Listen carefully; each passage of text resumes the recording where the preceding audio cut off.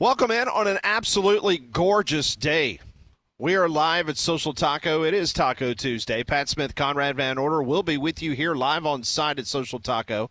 Come by and see us. The doors open up at 11.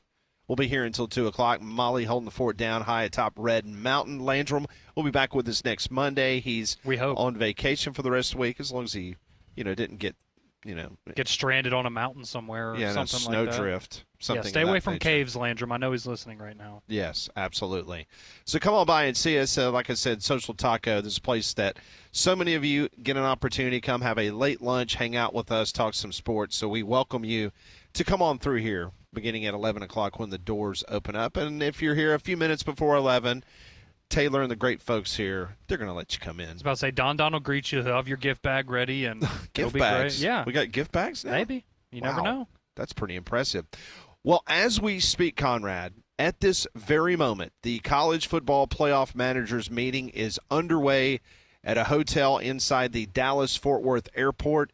It is expected to go till about 4 p.m. this afternoon. We talked a lot about it last week because you had the New Orleans meeting between the Big Ten and the SEC, where today it is expected that the Big Ten and the SEC, they're going to unveil their plans for an improved college football playoff for 2025 and 2026 and beyond. Now, no decisions are expected today about the expanded playoff for the 2026 and beyond.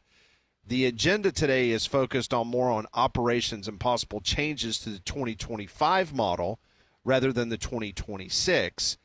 So the question is whether the Big Ten and the SEC is going to have unanimous support that is required currently by the CFP's 10 FBS conferences, their commissioners, and Notre Dame's athletic director to change this year's format. Or will the SEC Big Ten just make their intentions known that, okay, if we're going to just hang out and do the same thing over again in 2025, you better get ready because we're going to take the bull by the horns and we're going to make changes in 2026. The Big Ten and the SEC, they are expected to present an idea, as we discussed last week. It's a 14-team model. They're going to reward the two top power conferences, being the Big Ten and the SEC, with multiple automatic qualifiers. The proposal would put the Big Ten and the SEC with 4 berths apiece. The ACC and the Big 12 would receive 2 berths. A group of 5 would receive 1 spot.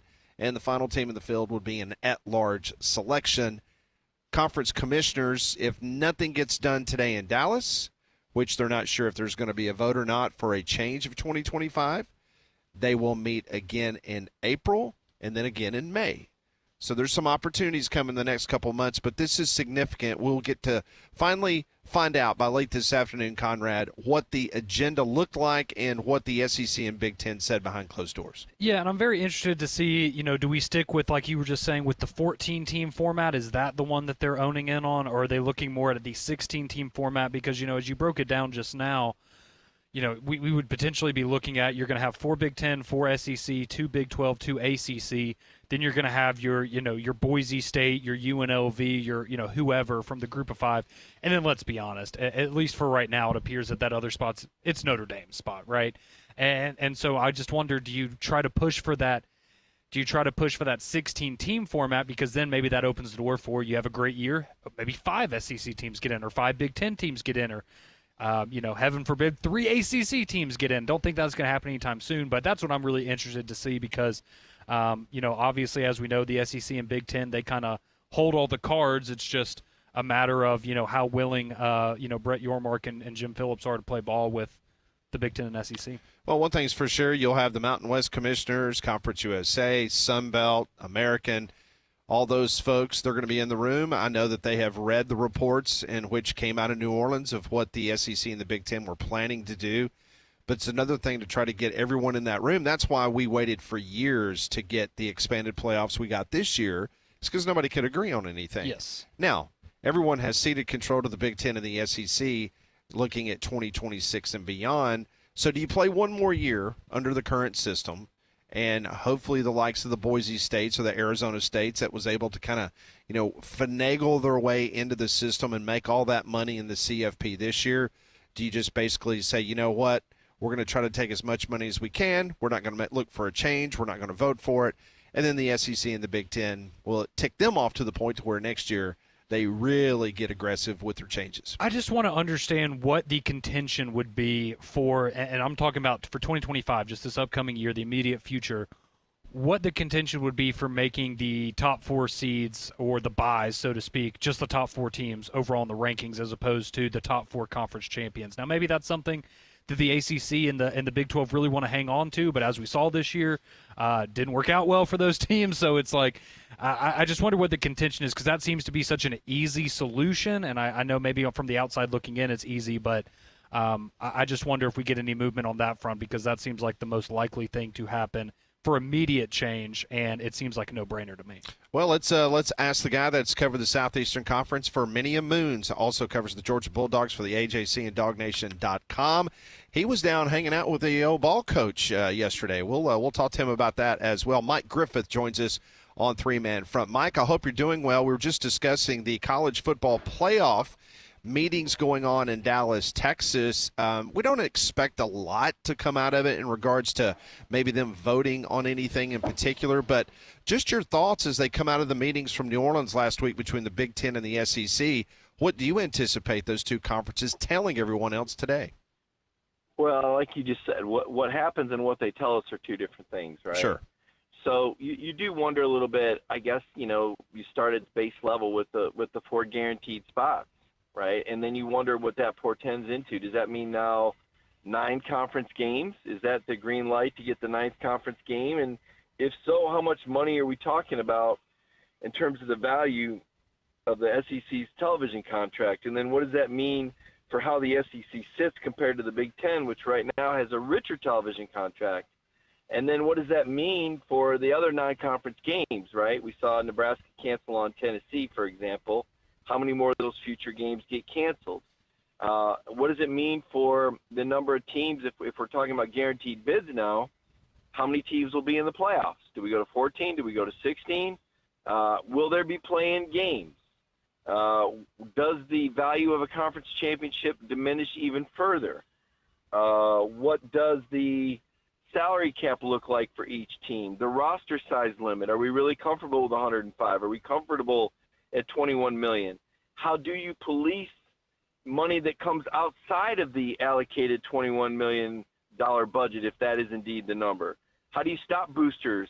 How do you stop Ohio State or Texas from putting another $15 million in the kitty, or paying the kids or the family or the NILs off to the side to ensure these deals? So how much of a cap is it really? So it's a real Pandora's box, I suppose, in terms of where we're going with all this and how this gets legislated and put into some reasonable form of organized chaos, essentially.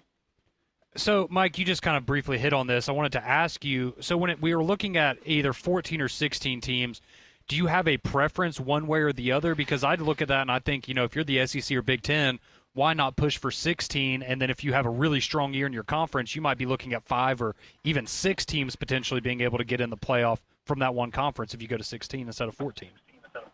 Well, my only thing is I still want to see the regular season rewarded in some form or fashion, and I am aware last year that all 4 teams with the bye lost, albeit, Notre Dame didn't have a conference championship game, so that was kind of like a bye. So the byes didn't really help anybody last year, I guess, essentially, in that result. And yet I would say that, if you're going to play a conference championship game, you would be at a disadvantage if you didn't have a week off at some point, because you would have more attrition. We've seen that play out before in other championship years. So I want to say last year was a bit of an anomaly with the byes not really helping. I do want to ensure, my opinion, that the regular season maintains a value. I would just hate to think that winning a conference championship game or playing that extra game doesn't lead to some sort of advantage once you get into the playoffs. In regards to that championship game, and you briefly mentioned it at the beginning of the interview, in regards to maybe these play-in games, one of the ideas that was floated in New Orleans that made the rounds with the media was perhaps maybe that championship game weekend in Atlanta, you got 1 versus 2, but then all of a sudden you've got 2 other sites around the conference hosting games potentially to try to get those automatic bids. How do you feel about that, and should they go that route if necessary? Well, I'm glad you said the weekend because I'd want to include Friday and Sunday. I don't want to see the conference championship game diminished. Right. Otherwise, why play it? I'm not exactly sure about those teams playing the same weekend. Maybe play one weekend closer to the playoffs, and that's the disadvantage. The conference championship winner has a 2-week layoff versus the play-in players, the play-in teams having to play the next week.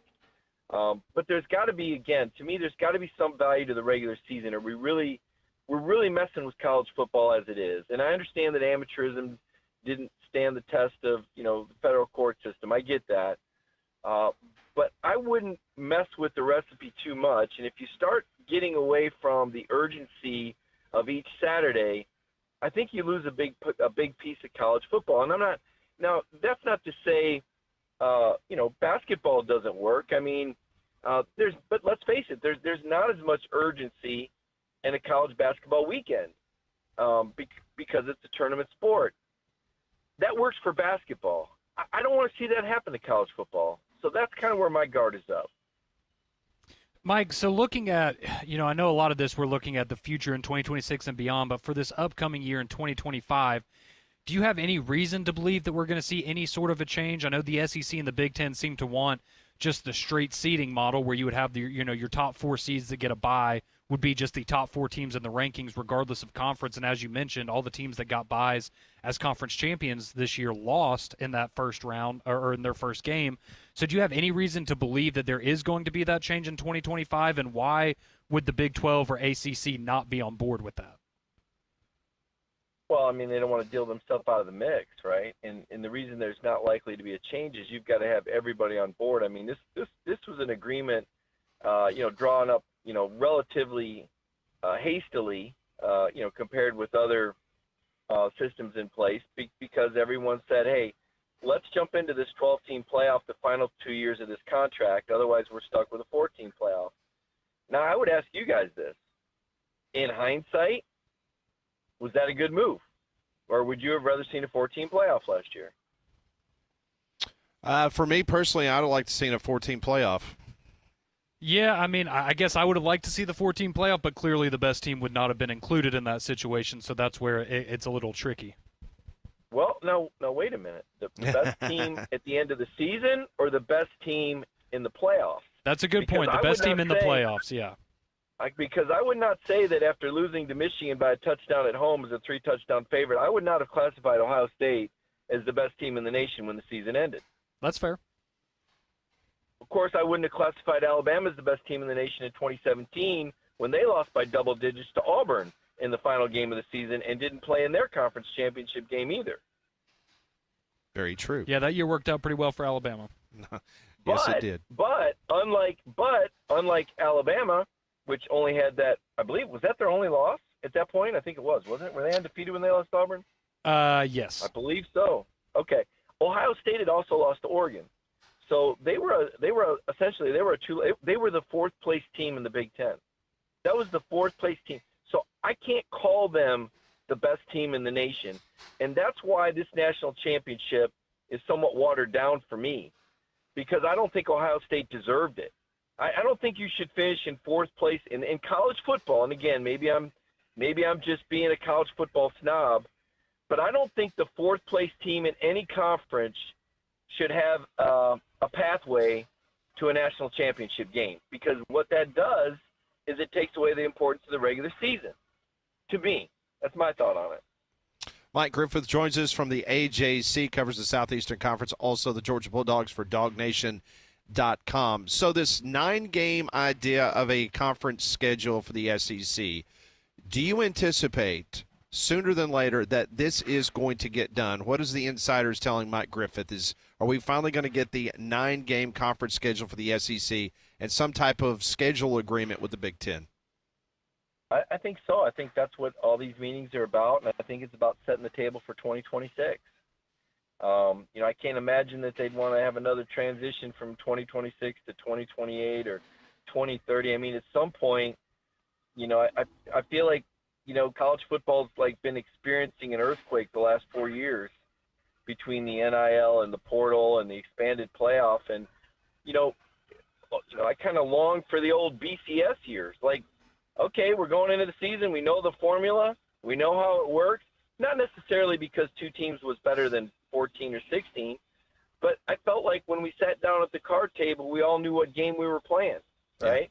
Yeah. And now, from week to week, with this college football playoff committee, think about this. I was talking to Clemson's kicker last night at the Spurrier Awards, and they had a guy that transferred from Clemson to Arizona State, and they were talking about it. And had they beaten Texas, they'd have been playing an Arizona State team that had a player from their team earlier in the year. They had the playbook. They had the notes. Wow. I mean, it's just dumbfounding, and I don't think it's good. The fact that the portal, and Lane Kiffin made note of this, the fact that the portal is open during the playoffs, it'd be like NFL free agency during the playoffs. I mean, you got kids getting hit up to play for other teams, or you've got agents shopping them without the kid even having knowledge of it.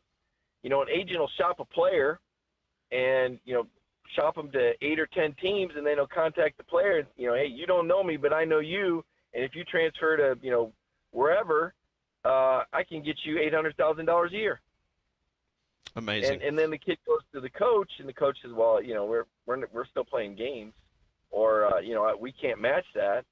I mean, that's the sort of thing that's going on right now in the locker rooms. And truly it's probably been going on to a lesser degree. As Jimbo Fisher once said, NIL before NIL, right? Right. All right, so let me ask you this. If they go to 9, what happens to games like Georgia, Georgia Tech, South Carolina, Clemson, Florida State, Florida? What happens to those rivalry games out of conference? Well, I've actually talked with Shane Beamer and Billy Napier about that, and I think they kind of feel like, and I don't want to put words in their mouth, and I don't remember who said what, but I'll give you the overall sense was you might have to live with those games.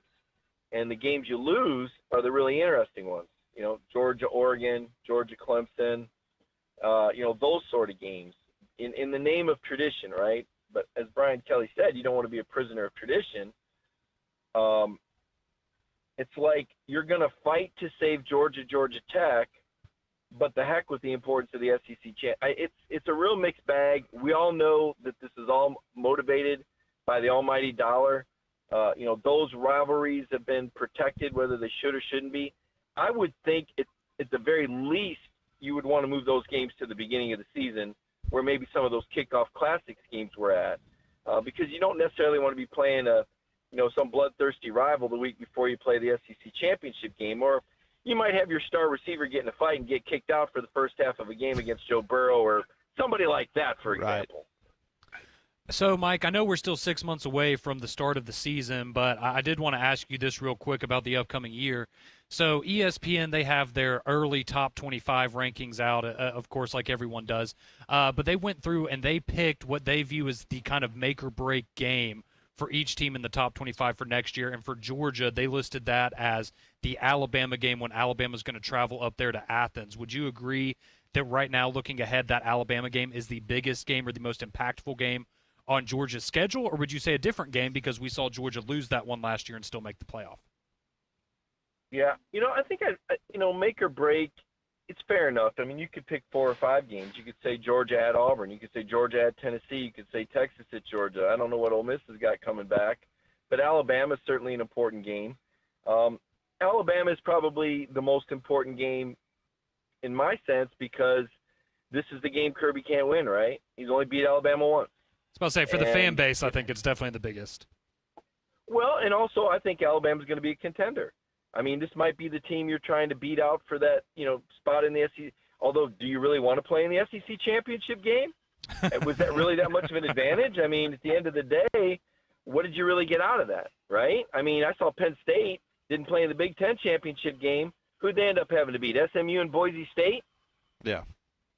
That's a hell of a lot easier than, Notre Dame, as it turned out, although I would say, Notre Dame was better than Boise State and SMU to begin with. I mean, Boise had that ridiculous seeding because of the automatic conference championship. So, you don't want to make it. And again, not that suddenly Lane Kiffin is the voice of reason if that tells you where college football is. But you don't want to make it where SEC championship game is something teams don't want to play in. Mike Griffith joins us from DogNation.com and also the AJC. Before we let you go, I wanted you to talk about just a fun night last night. I saw your interview with Paul and saw Doring and Spurrier kind of jump into your interview with Paul, but you were at Spurrier's Gridiron Grill in Gainesville last night. Just tell our listeners what a cool event that was, and I know the reward was given last evening. Yeah. So Fran Brown is our first-year coach of the year, and he was a hoot. He's a lot of fun. He told us he doesn't shower after he loses games, and he said that none of the other coaches do either. They just don't want to tell us that because they're so mad. But I'll tell you, Dabo Sweeney absolutely stole the show. He was hilarious. He claimed that Steve Spurrier let him win the first game they played because he was an interim. He said had he lost that game, he would have been working for Chris Doring Mortgage and not coaching. But he said Spurrier let him win because he knew he'd win the next 5 and dominate him. And then he told us how Spurrier, after they would lose games, like he'd lose to Spurrier, how Spurrier would leave a voicemail the next day, ask him why he called this player, made this mistake on the sideline, which obviously I don't know I'm sure Spurrier was playing some mind games there, but Dabo said, well, maybe he was just trying to encourage me.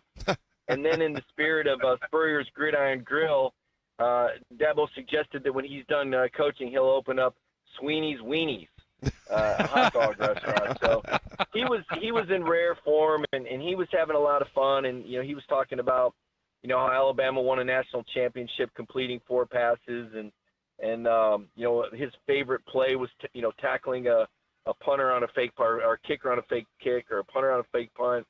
But Dabo is a really gifted public speaker, and a lot of times you only see that 20-second soundbite. You say, oh, my gosh, that sounds silly or whatever.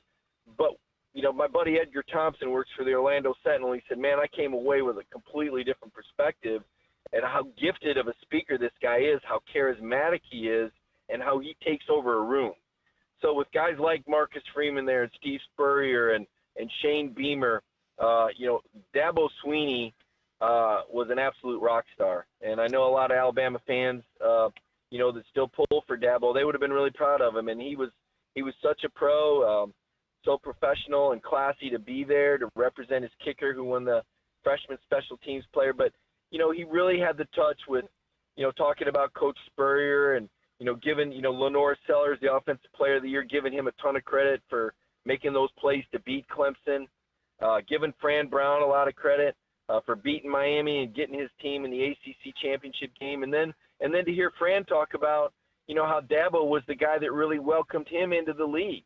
And, how Dabo's, kind of that elder statesman, that championship coach. I mean, there's not many people that can say they beat Nick Saban twice for national championships. I mean, my goodness, I'd say, if Alabama ever wanted to fire a head coach, you'd think they'd want to hire somebody that won 2 national titles and built a program and went to Alabama. But as I recall, he didn't even get an interview. So no, that is correct. My head is still not screwed on straight on that one. But hey, Kalen DeBoer.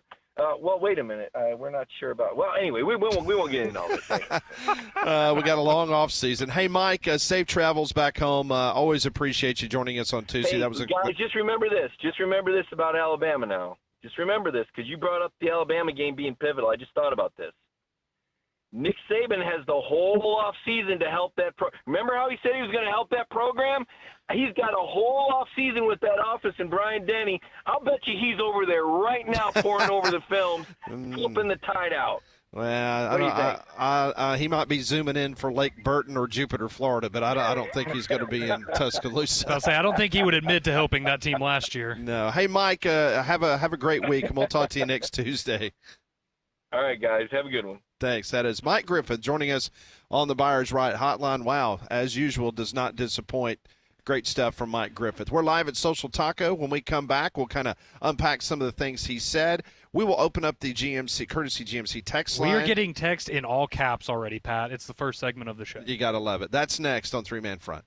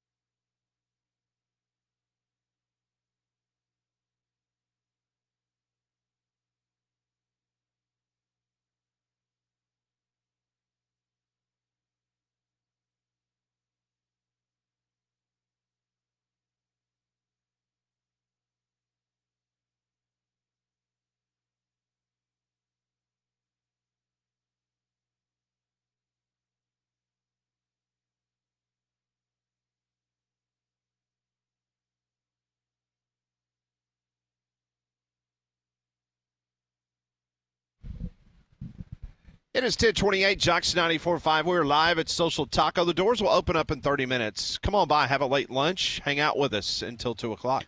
Well, there's still some cold weather hanging around, so schedule your system checkup now from a Train Comfort Specialist. Train has been recognized for 10 consecutive years as America's most trusted HVAC brand, and they are our exclusive home comfort partners right here at Jocks 94.5. Go visit them online at train.com to find a comfort specialist near you. So it's very interesting. You asked Mike the question about what was the most season-defining game for the Georgia Bulldogs, because ESPN said it was the Alabama Crimson Tide. Yes. And today our Twitter poll question of the day was ESPN says Tennessee is the game that will define Alabama's 2025 football season.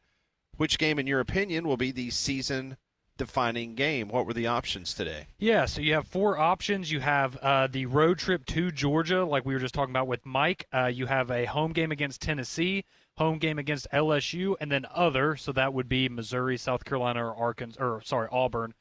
Those would be the other contenders right there. And in first place right now with 47% of the vote is the road trip to Athens to play Georgia on September 27th. Second place is Tennessee at home on October 18th. And then tied, actually, in third place you have LSU or other, which again would be Missouri, South Carolina, or Auburn. I'm a little surprised about now. In terms of what game are fans most anticipated for or anticipating, I would say the Georgia game going on the road.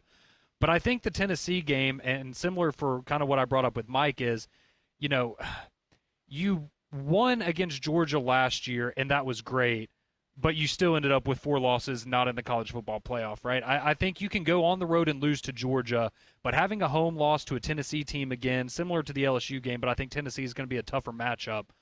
You can't have that loss at home, especially if you're going to pair that with a loss at Georgia. So obviously all of these are important, but I went with Tennessee just because we saw what happened when you lost that game last year. Yeah, so ESPN basically, in the reasoning why they said that the Tennessee game for Alabama was going to be the make-or-break game is because if you might not have memorized Alabama's schedule for this next year, but you have a trip to Mizzou. Then you also have the home game against Tennessee, and then right after the Tennessee game, you have to go back on the road, and you got to go to South Carolina. So, that is a very tough stretch. And so the point being, you just do not need to lose at home to Tennessee. Obviously, you've got previous game, as you mentioned, with Georgia, and then what I just mentioned with going to Mizzou and South Carolina. So you can go vote at the number 3-man front on Twitter. If you don't follow us on Twitter, we're a great follow. We're hilarious. We are. We have great stuff on there. Yeah, it's fantastic. We have great videos, just great everything. So please join us on Twitter at the number 3-man front. When we come back live from Social Taco, we'll dive into a few more things that Mike Griffith had to say about the college football playoff managers meeting that is going on in Dallas, Texas.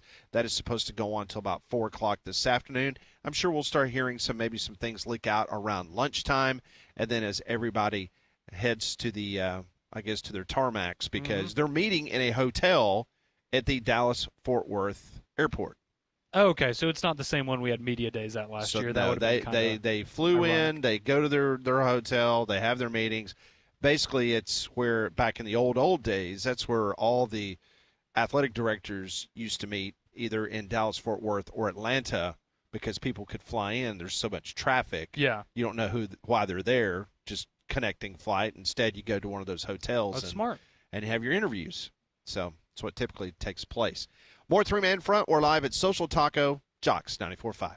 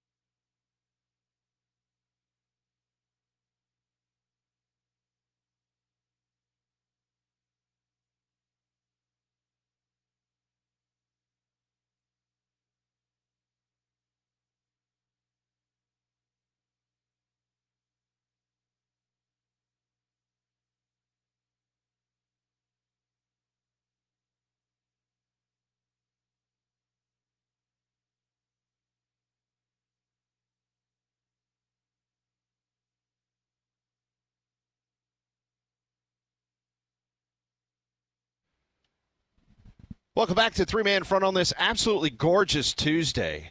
I know the restaurant's going to be packed here starting at 11 o'clock at Social Taco. Also, the outdoor seating area, I would think today, Conrad, is going to be bustling with activity. Yeah, we were talking about it. We need to find a way that we can maybe they can build an extension for us up here that goes outside, and it can be the taco terrace the taco outside. terrace outside, because it's absolutely beautiful out there today. No, it is absolutely gorgeous. We're here. We'll be here until 2 o'clock, as we are each and every Tuesday. If you've not had an opportunity to stop by and be a part of the shenanigans that goes on up here, it's pretty cool because yes. we have a lot of great listeners to Jocks 94.5, and they're very welcoming. So whether you've never been here before, it's not some kind of inside baseball club. It's just, come hang out with other Jocks listeners and enjoy some great food. Yeah, absolutely. I mean, they have a great selection of tacos, obviously the Mexican pizzas. We get the chicken feathers every week when we're up here. Those are one of our favorites up here. Of course, you've got your dollar cervezas all day long up here as well. So, it's just a great time. And,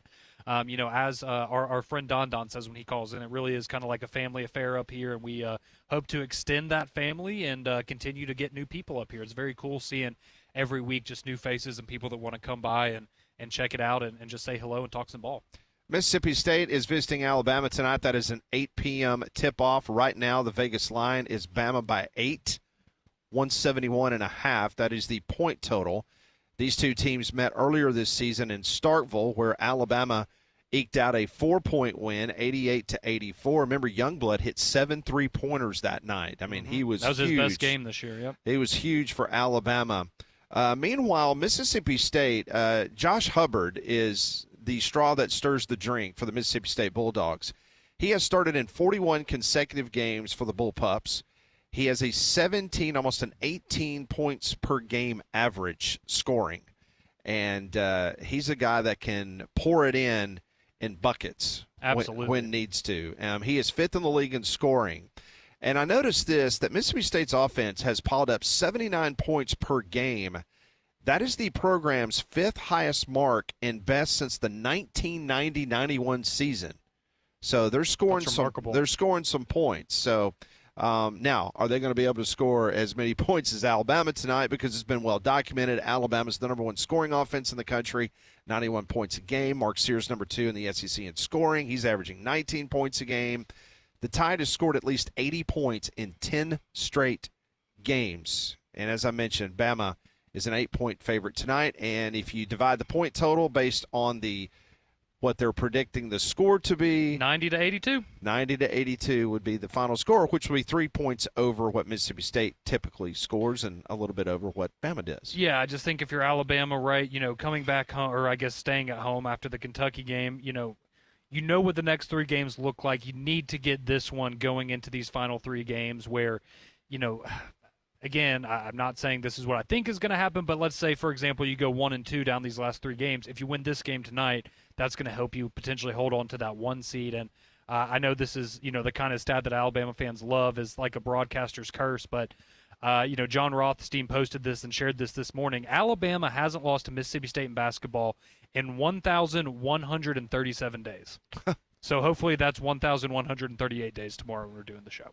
So there's some weird streaks between the Mississippi State and the Alabama athletic departments. Remember when Mississippi State couldn't score a touchdown against the Alabama football team? I was about to say, Mississippi State, I don't think they like playing sport. Well, maybe baseball, but not football and basketball against Alabama. And I know you've heard this before, but of all the SEC schools, all 16 of them, the closest distance between SEC schools is Mississippi State and Alabama. Yep. That's just, you got to get the map out. You got to take a look at it. You're like, what? Really? That's right. So you can win a few beers at a bar with that little bet. I'll try that on FSU Dave later. He's our resident trivia expert. Yes, I think you should. Well, let's hear from Nate Oates assessing his team at this point of the season and his thoughts on facing Mississippi State. On our side, the start still wasn't quite what we wanted, but I think there was some intensity. I mean, you kind of look at Grant's save out of bounds, lead to the layup. Even though we got a foul, Grant's floor dive early, there was a little bit of a sense of urgency from most of the guys. We got to get it from everybody to start the game out. That maybe I think was lacking in the past. I think their legs were a little more fresh. We practiced shorter. We had a shorter practice today. So planning on their legs being fresh again. We got to be a little bit more locked into the scouting report mentally than maybe we were. But I like where we're at, physically, mentally, emotionally. I think our guys are ready to go. So it'll be a big test. We got 4 games left, 2 home, 2 on the road.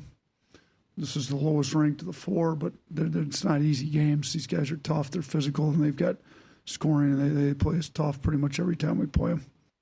That was Nate Oates yesterday after practice assessing his team moving forward against Mississippi State. One name that you have not seen on the lineup or on the court is Darian Reed.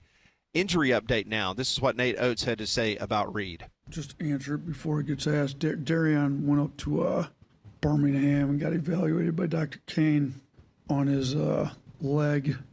He's improving, progressing, getting better, and he'll be evaluated week to week, but not going to go tomorrow. So he's out, but they thought he looked good, so he's coming along. That was Nate Oates yesterday after practice as his team gets ready.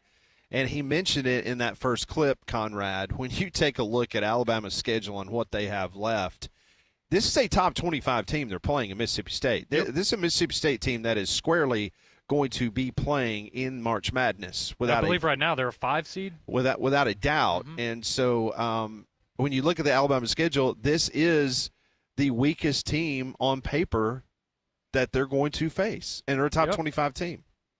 Yeah, I mean, again, like you said, and like Nate Oates said, it is the lowest ranked team that you're going to play. But as we saw, when they played earlier this year, obviously they always play a physical style of basketball under Chris Jans, and now that they have the offense to go through that makes it even more challenging for them. It's just, you can't let Josh Hubbard have 38 points again like he did in the first meeting. That was, it took, like you said, a great performance by Chris Youngblood to kind of lift the tide up over that one. He had some big free throws there in the final seconds, and that was a game that pretty much came down to the wire for Alabama. So now you're at home facing a Mississippi State team that, again, they just had kind of an up and down way. At times they looked incredible. At times they just haven't looked like themselves. And now knowing that you have a game on the road in Rocky Top on Saturday that potentially has the one seeding on the line between Alabama and Tennessee, whoever wins will be on the one line, I would think. This is a game that's incredibly important, and also, if you still want to have any hope, you're going to need help,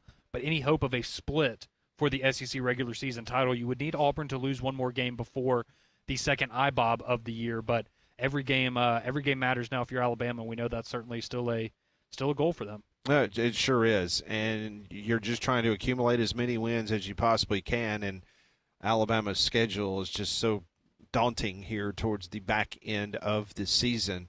All these teams are top 25 and squarely in the tournament. As of yesterday afternoon, Joe Lenardi, he was a guest on the Paul Feinbaum show. Auburn, Alabama, Florida, all number 1 seeds. Tennessee at 2. A&M and Kentucky at 3. Mizzou 5. Ole Miss and Mississippi State a 7, according to Lenardi. Texas and Vandy at 10.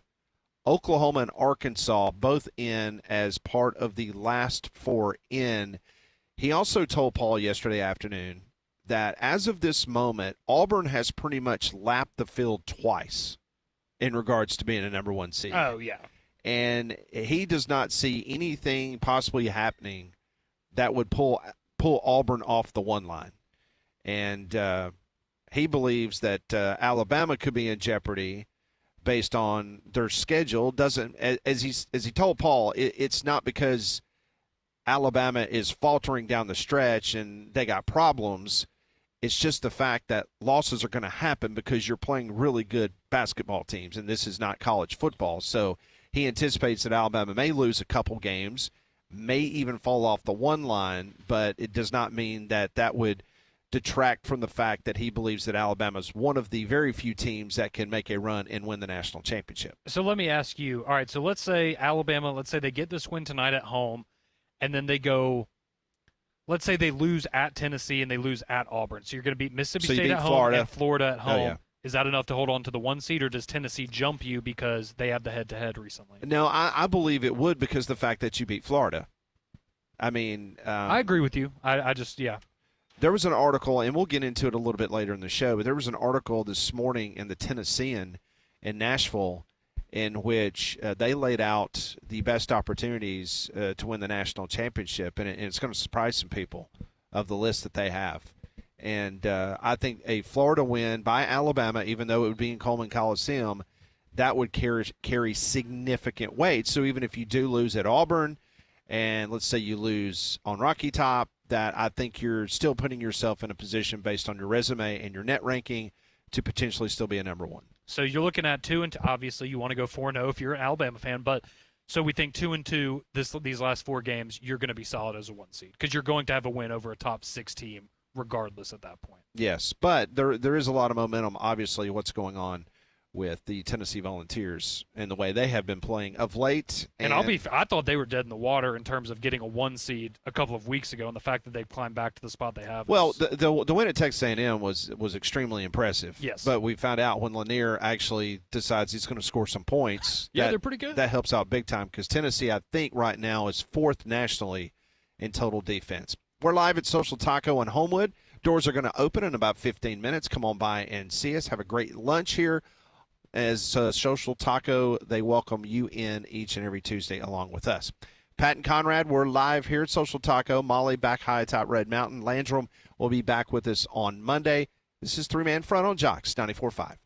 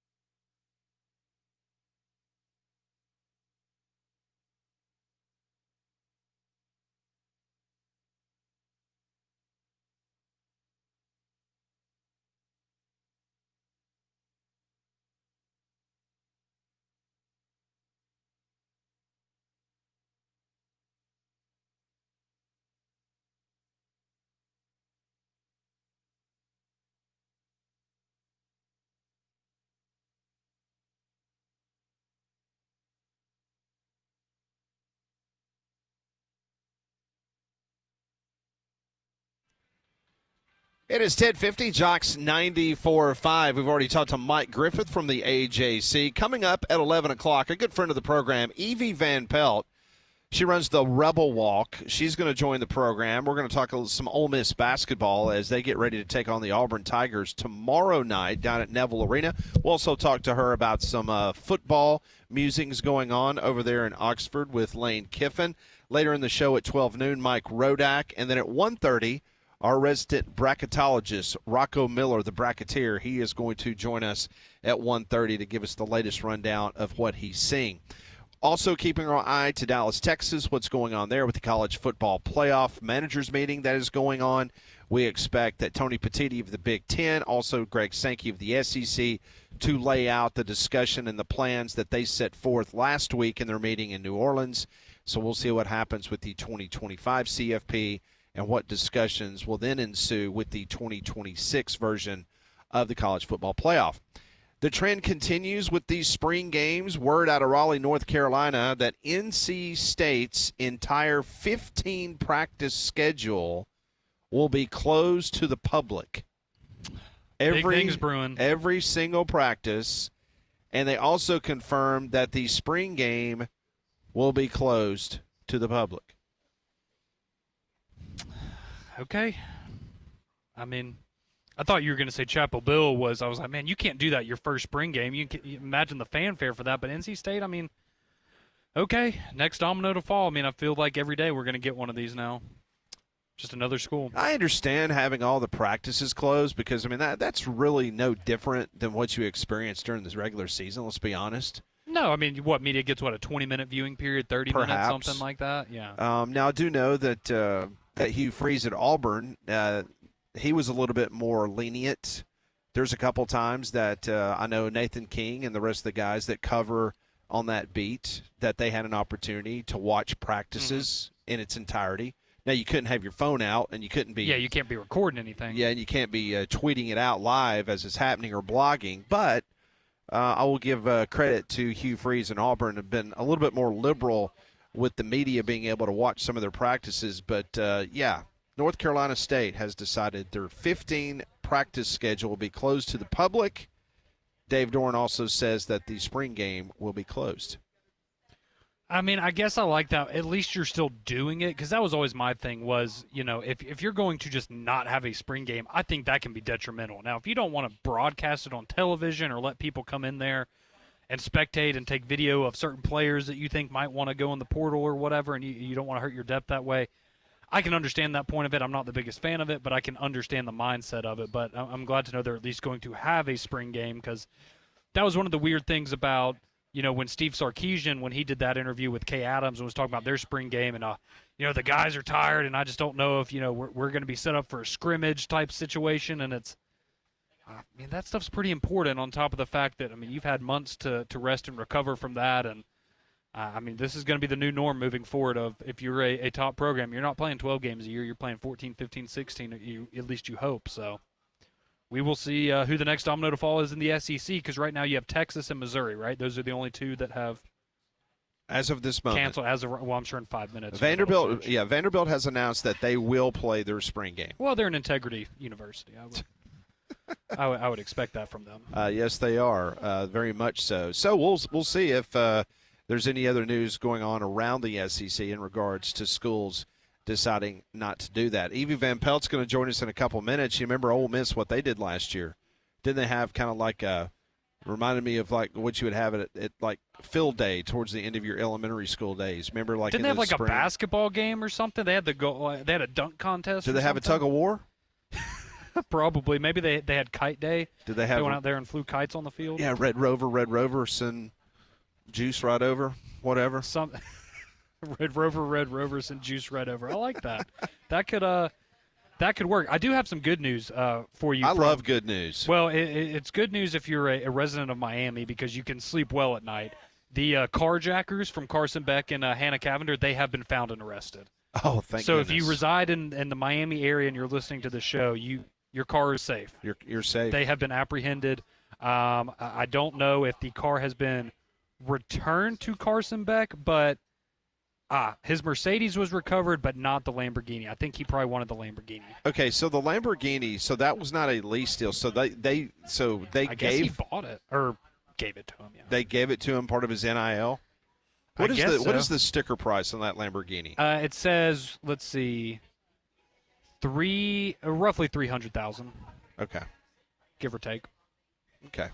And he also had the private plane deal, right? He did. Him I and wonder Jackson what this, Dart Yes, and did Quinn have Quinn that too? Ewers. Yeah. Yeah, I wonder. I wonder what the status of that one is. Maybe he doesn't need the Lamborghini because they're just going to up his miles on the private jet. Possibly so. You can tell the doors are open. You can tell the doors are open. We got some bumping going on. I was about to say we got the music going on. Very much so. Don Don's enjoying it. Oh yeah, he's doing the lambada. We're gonna have a limbo competition. We need to do that one week. Yes, absolutely. Yeah, we'll try to get that turned down. Yeah, 'Cause, we will. I know that will annoy Conrad as the day goes on. It's no NSYNC, Pat. I mean, we know that's what I want to. Yeah, be I heard you and Damien talking about NSYNC and Backstreet Boys and not knowing the difference. I now know the difference. I legitimately didn't. I just knew that Justin Timberlake. Did you was in get one home of them. yesterday afternoon and Paige had Backstreet Boys on, like blaring through the house? Well, that's Bucky's favorite, so we've been listening to it a lot more lately. See, you mention his name more than we do. This is a you thing. Yeah. Yes, must be. Molly, that's exactly what it is. Molly, how you feeling? Everybody's wanting to know how you're I'm feeling, hanging in there. I sound better, but you don't feel better. but no, I don't feel better, unfortunately. Did you try moonshine or did you try hot tea? What did you Rock try candy? last night? I tried some shine last night. Did you? Just It woke up didn't with work? a hangover, yeah. Did you? Okay. Well, you can tell She had to Molly's. stay up late watching that basketball game, Pat. Hey, I told y'all to take Michigan, did I not? That was the worst game I've ever seen in my Did you entire also life. tell us to take the under? No, I did not. I should have, but no, I took Michigan last night. That was a big winner. Evie Van Pelt will join us next. We're live at Social Taco.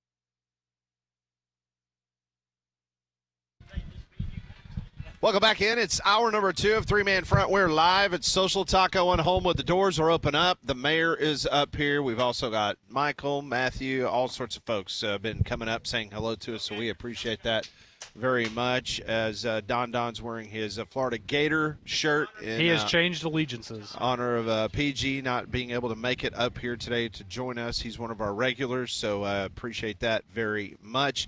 We've been talking a lot about the college football playoff expansion, potentially. They're meeting in Dallas today. 2025, any changes that's going to happen this fall, they have got to have a unanimous support. That's going to be difficult, but what will the SEC and the Big Ten lay out in regards to 2026 and moving forward? Alabama tonight is hosting Mississippi State. Tomorrow night down on the plains of Auburn, Neville Arena will be the site as the Ole Miss Rebels will come calling against the number 1 team in America, the Auburn Tigers. And joining us now to kind of give a little preview of that, and obviously we'll talk some football with her as well, a very, very good friend of ours, Evie Van Pelt, who runs the Rebel Walk. She joins us now on the Buyers Right Hotline. Evie, I hope your winter is going well.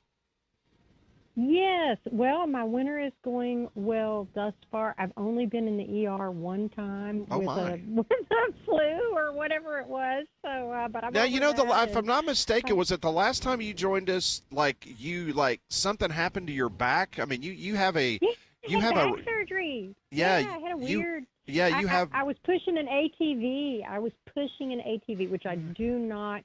Actually, it was one of those big two-row seat Polaris Rangers, and it died. Wow. And I was trying to push it up into the pasture so I could lock it in the gate. And apparently in the process, I fractured off a piece of disc material, and it migrated down and stayed embedded in my sciatic nerve for 2 months. Oh, my. That was kind of a bummer, but I'm past that. Well, that's kind of a bummer. Well, I think kind of a trend developing with Evie, because 2 years ago she joined us live from SEC Media Days in Nashville, and she almost burned her leg off with her curling iron. She had a terrible accident. I mean, and now you've got back surgery. Yes, and at this past year's SEC Media Days in Dallas, I'm so glad y'all didn't see it. But, there's the great big room, and there's Paul Feinbaum. You see when people are watching, and you can see what's going on in the room. And I'm walking down to my seat on the front row and trip over a cord that was taped down. And this was like 1 week before back surgery. Oh, so my I was gosh. Yes, and fell flat on my face. Like I had people for the next day, 2 days, week saying, "Are you okay? I saw your fall." And I'm like, "Oh gosh." Wow. And I'm so just sorry think that was that was a harbinger of things to come with Lane Kiffin, the Ole Miss program, falling flat on their face. Oh, Sorry, couldn't resist that. Nice Sorry. segue there. Sorry. Unfortunately, yeah, that would have been the only thing that would have been worse for me is if I would have done it in front of Lane Kiffin. So, because he might have made some comment. But yeah, you're right. So here we go, and expansion talk to 14 or 16 teams. The Rebs would have made it in then. That's if right. that were the case. Them and Alabama would have been able to play this year. All right, before we get to some football talk, before we let you go, I want to talk about this basketball team, because Chris Beard, what he has been able to do in a very short time has been pretty remarkable. And I know as of late, kind of taking on the chin a couple of losses, and now they get to play the number 1 team in America in their building tomorrow night. But just kind of give us a treetop view of this basketball program right now under Chris Beard and the enthusiasm that is rampant there in Oxford. Well, it's so funny to me. I think Ole Miss has had, as of February 24th, the 7th toughest. Well, they have the 7th toughest remaining strength of schedule, according to ESPN's Basketball Power Index. So they're going to end the season here pretty strong. Their past opposition's win percentage is the 10th highest in the nation. So they have played some tough people, as do everyone in the SEC. They're 19-8 overall, 8-6. The enthusiasm level, it's so funny to me. I mean, he has transformed, I think, the home atmosphere in the SJB Pavilion, much the same way Lane Kiffin has done Vaught Hemingway. A lot of enthusiasm, a lot of donors, a lot of activity, But at the end of the day, it's a what have you done for me lately business. And so, while fans are really excited about what's been going on, you go on the road and you lose to Vandy. Now, that's a good Vandy team. And Chris Beard been talking about that for a week or so, about the job Coach Byington's done there with Vandy. But, the excitement is still there. And, I think going into that Vandy game, maybe they were looked at as maybe a 6 seed, anywhere from a 5 to 8 in the NCAA tournament. But it's just funny to me that, I think unless the wheels just totally fell off, it's safe to say they will be in the tournament. And so for anybody to be grumbling, considering where the program was a couple of years ago, it's kind of silly. So, Evie, with that, and this may change because, as you just mentioned, they have a very difficult schedule remaining. You have Auburn, Tennessee, and Florida, 3 of your last 4 games, very similar to Alabama's remaining schedule actually there. But what would be your realistic expectation right now for this Ole Miss team in March Madness? Again, now let's say you might beat Auburn, Tennessee, Florida here down the stretch, and it raises the expectations. But right now, is this a team that you think making it to the Sweet 16, is that kind of the expectation, or is it even further than that? I think, that's the farthest that any Ole Miss team has ever gone. And so think about that. I mean, that would be a huge accomplishment. It'd be incredible, if they did that. So I think that is realistic, and I think that's what a lot of fans are looking for. I think they would probably be a little, disappointed if they didn't make the Sweet 16. And so a lot of that, it's just going to depend sometimes luck of the draw and where you're seated and such. But I think right now, if you were to ask Ole Miss fans, that's what they would say. Sweet 16 or bust. Kind of like we said, playoffs or bust with football. Exactly. Evie Van Pelt joins us from the Rebel Walk talking a little Ole Miss athletics. So let me ask you about Chris Beard, because the rumors are out there in regards to Indiana. Just like a couple weeks ago, there was a story come out that Indiana should go after Bruce Pearl, and of course there's no momentum there. Bruce is going to retire, an Auburn Tiger. But meanwhile, Chris Beard, what are you hearing on that front? Should Ole Miss basketball fans be concerned whether Indiana or anyone else comes calling? Well, I tell you what, I saw, Ole Miss fans got a little irritated with Rick Pitino when he came out last week, I think it was, saying that Indiana should absolutely, hire Chris Beard. Everybody was collectively like, be quiet and go away, Rick Pitino. But from what I'm hearing, and again, things could change, but from what I'm hearing, I don't think that's going to happen. Now, I'm not saying not on his part. Right now, I don't think he's their top candidate. I'll just kind of leave it at that. I do know, he has such great respect for the late, great Bobby Knight, and he was his mentor. He wears his shirt that he wears every game has Bobby Knight's name on it. And I think that would be tough. I think if he got the opportunity to go to Indiana, I think that Rebel fans would really have to kind of pay attention and see what happens there. I'm just not so sure that is going to happen. So, Evie, one of the more impressive things for me about this Ole Miss team this year is you have 6 guys right now averaging at least 10 points a game. And Sean Padula leading the way. He's averaging almost 15. He leads Ole Miss in points per game as well as assists per game.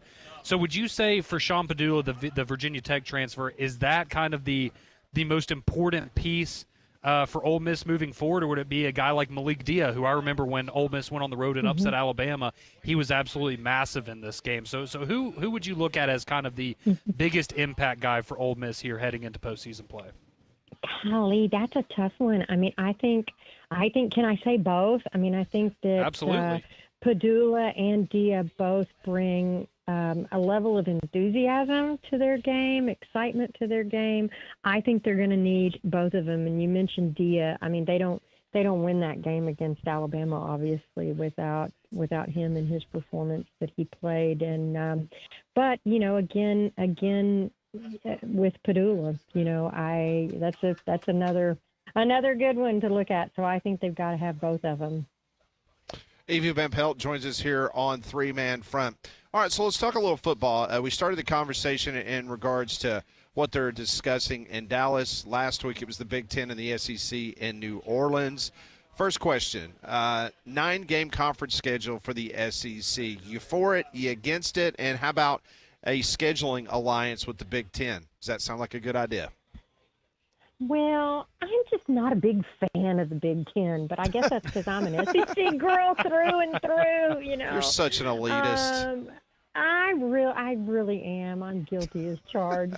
I guess it's just, you know, again, you watch and you see what happens with everybody. You know, that's such a top-heavy league over there. I know folks have said that about the SEC before, but I mean, I still felt like on any given day. I mean, look, Kentucky came into Vaught Hemingway and beat Ole Miss, so I'm never going to get over that as long as I live.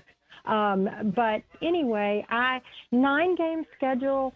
I think that will probably end up happening, but I don't know. I'm not for it just because 9-game conference schedule, just because I watch them literally beat the heck out of each other, you know, week in and week out. And it's just, man, it's like Kiffin said when the College Football Playoff Committee, you know, they were making their decisions, and he said, how many of those guys have ever been down to the South on a Saturday to watch some football, you know, and I kind of feel that way. So I'm not sure what'll happen. Ole Miss, you know, has got a lot of guys to replace.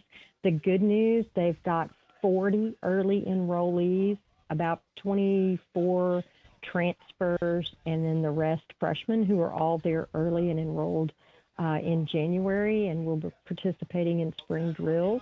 Austin Simmons, the quarterback of the future, of the present, I guess now, is no longer playing baseball. He's hung up his pitcher's glove and is now concentrating on only football.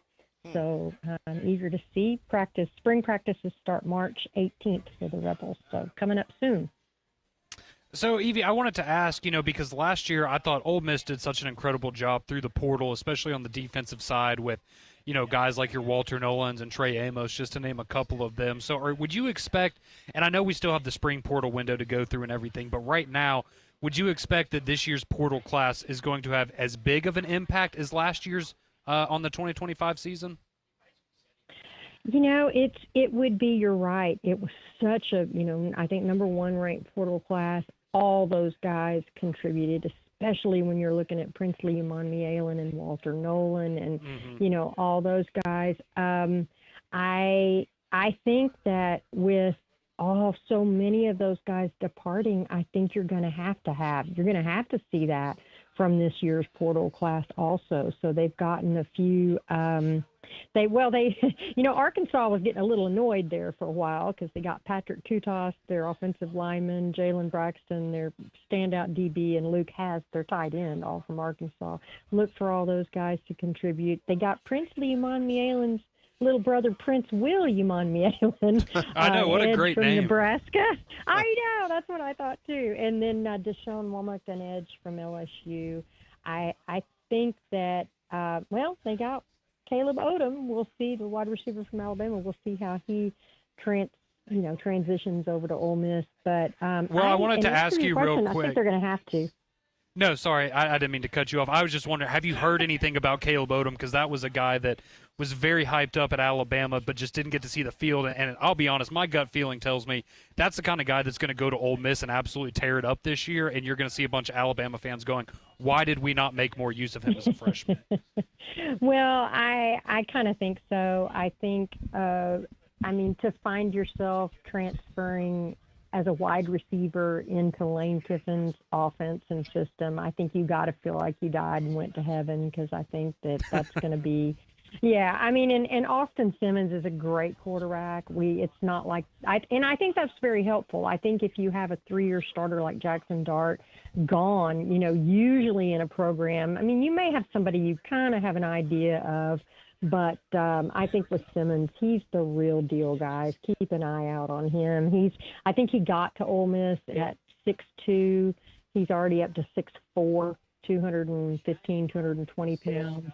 I really look for him. He reclassified 2 years. So when he got there, he was a class of 2025 guy originally, but he reclassified to 2023.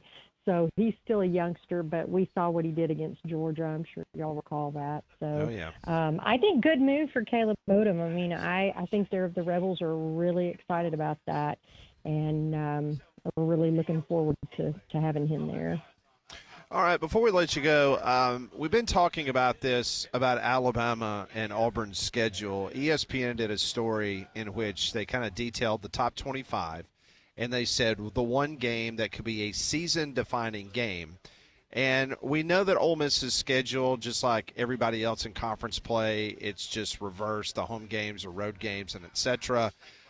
Ole Miss, according to ESPN, your make-or-break game is going to come on November 15th against the Florida Gators, and we saw what happened before down in the swamp that pretty much knocked Ole Miss out of the college football playoff. Do you agree with that assessment that the Florida game is going to be the make-or-break game this season for Ole Miss? Well, that's y'all always ask me such great questions. Hey, we do our research, Mom. You do. Evie? Y'all Yeah. know. Y'all know it. I honestly think that probably they don't have the October 18th game in Athens circled because maybe that's expected to be a win for Georgia. I don't know. I think Kirby will have been preparing for that one. I think for Ole Miss, I think that's probably a really good game to pick. It's in Oxford this year, so that's good.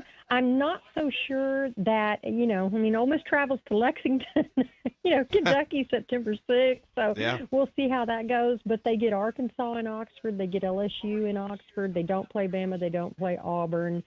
They do have to go to Oklahoma, and South Carolina is in Oxford. So, yeah, I think that's probably a really legit pick there, is to be kind of – now it's late in the season. It's the next to the last game. So, I guess we'll have to see how things go at that point. But, yeah, if you look at the schedule from a big macro view, I think that is one definitely to circle. That is Evie Van Pelt, best in the business, covers the Ole Miss Rebels for the Rebel Walk. Evie, always great catching up. Have a good rest of the spring, and who knows, maybe we'll have 3 or 4 teams make the Final Four. Maybe Ole Miss could be one of those teams that shocks the nation. That would be awesome. I'd be here to cover it. Absolutely. Thank y'all for having me. Always a pleasure, Evie. Take care. We'll talk to you soon. Okay, bye-bye. That is Evie Van Pelt joining us on the Buyers Right Hotline. So she says that either Georgia or Florida, those are the 2 games, which that's obvious. October 18th game there between the hedges. Try to get a little revenge. But Kirby now we've seen it, Link. right? That's right. We've seen Ole Miss be able to slay the giant. Yes, very much so. We will continue here from Social Taco as Gringo has made his way. So has Rob from Helena. They have made their way up here to the Taco Terrace. So come on by and see us.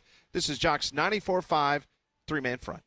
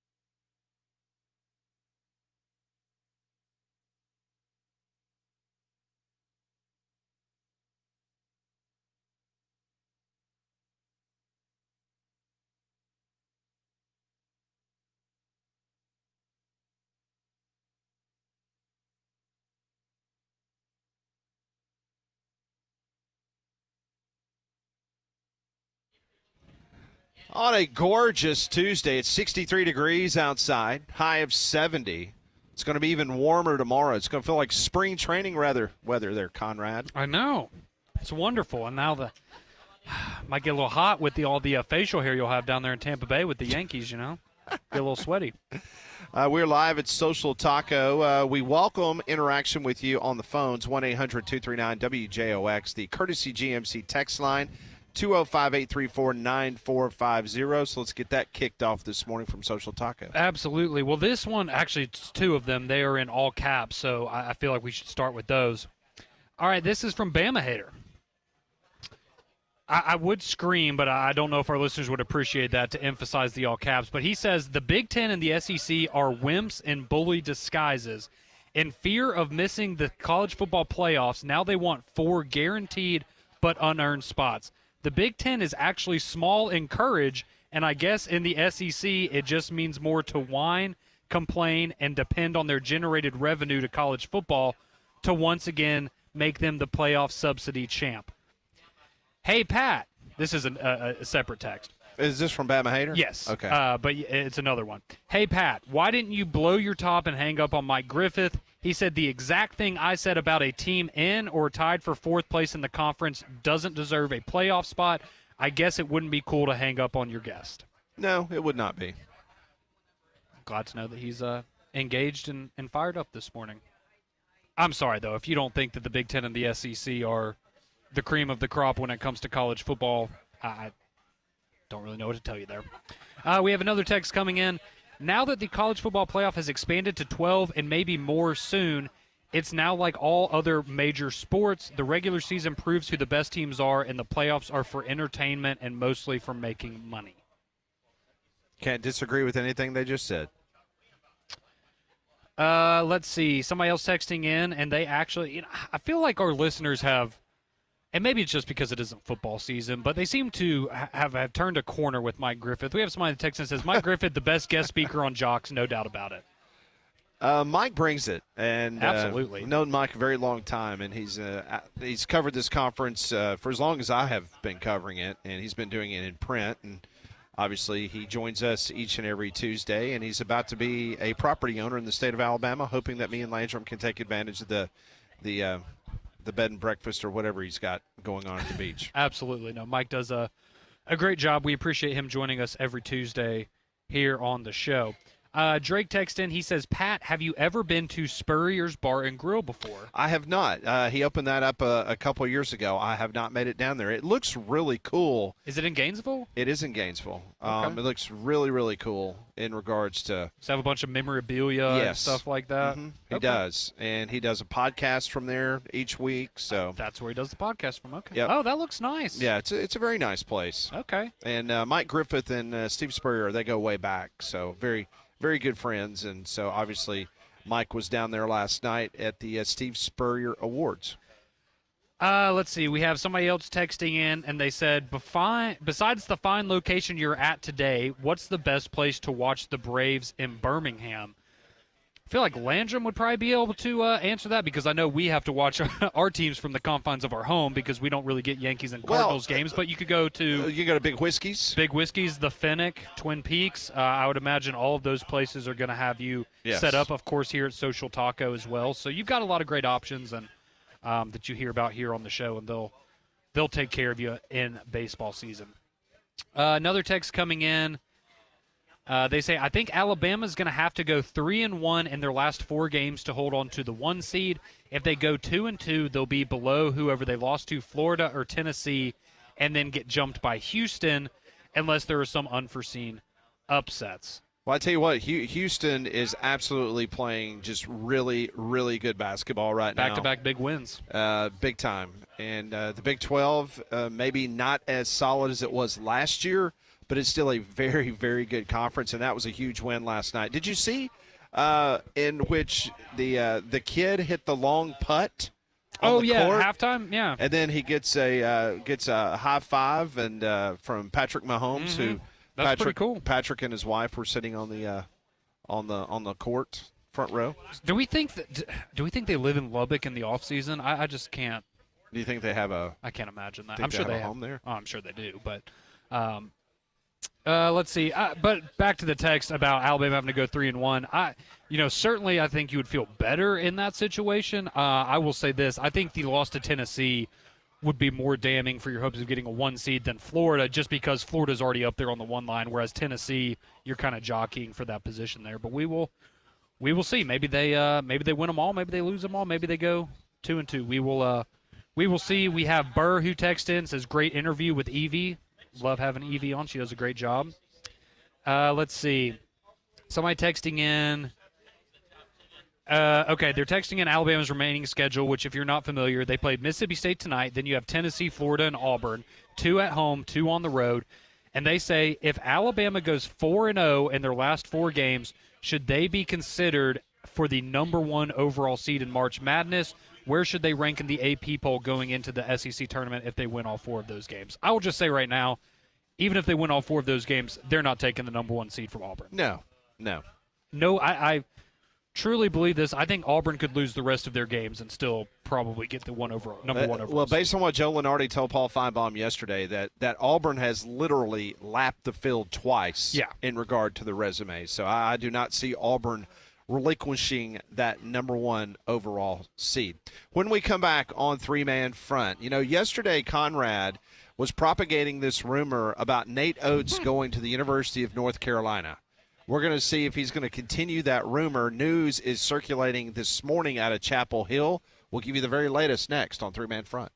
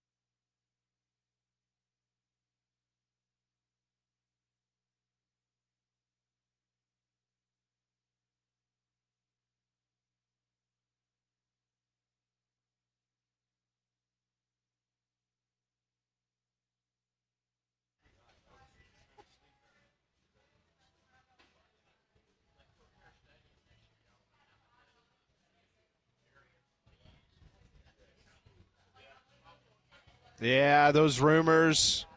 Conrad Van Order was spreading them yesterday thick.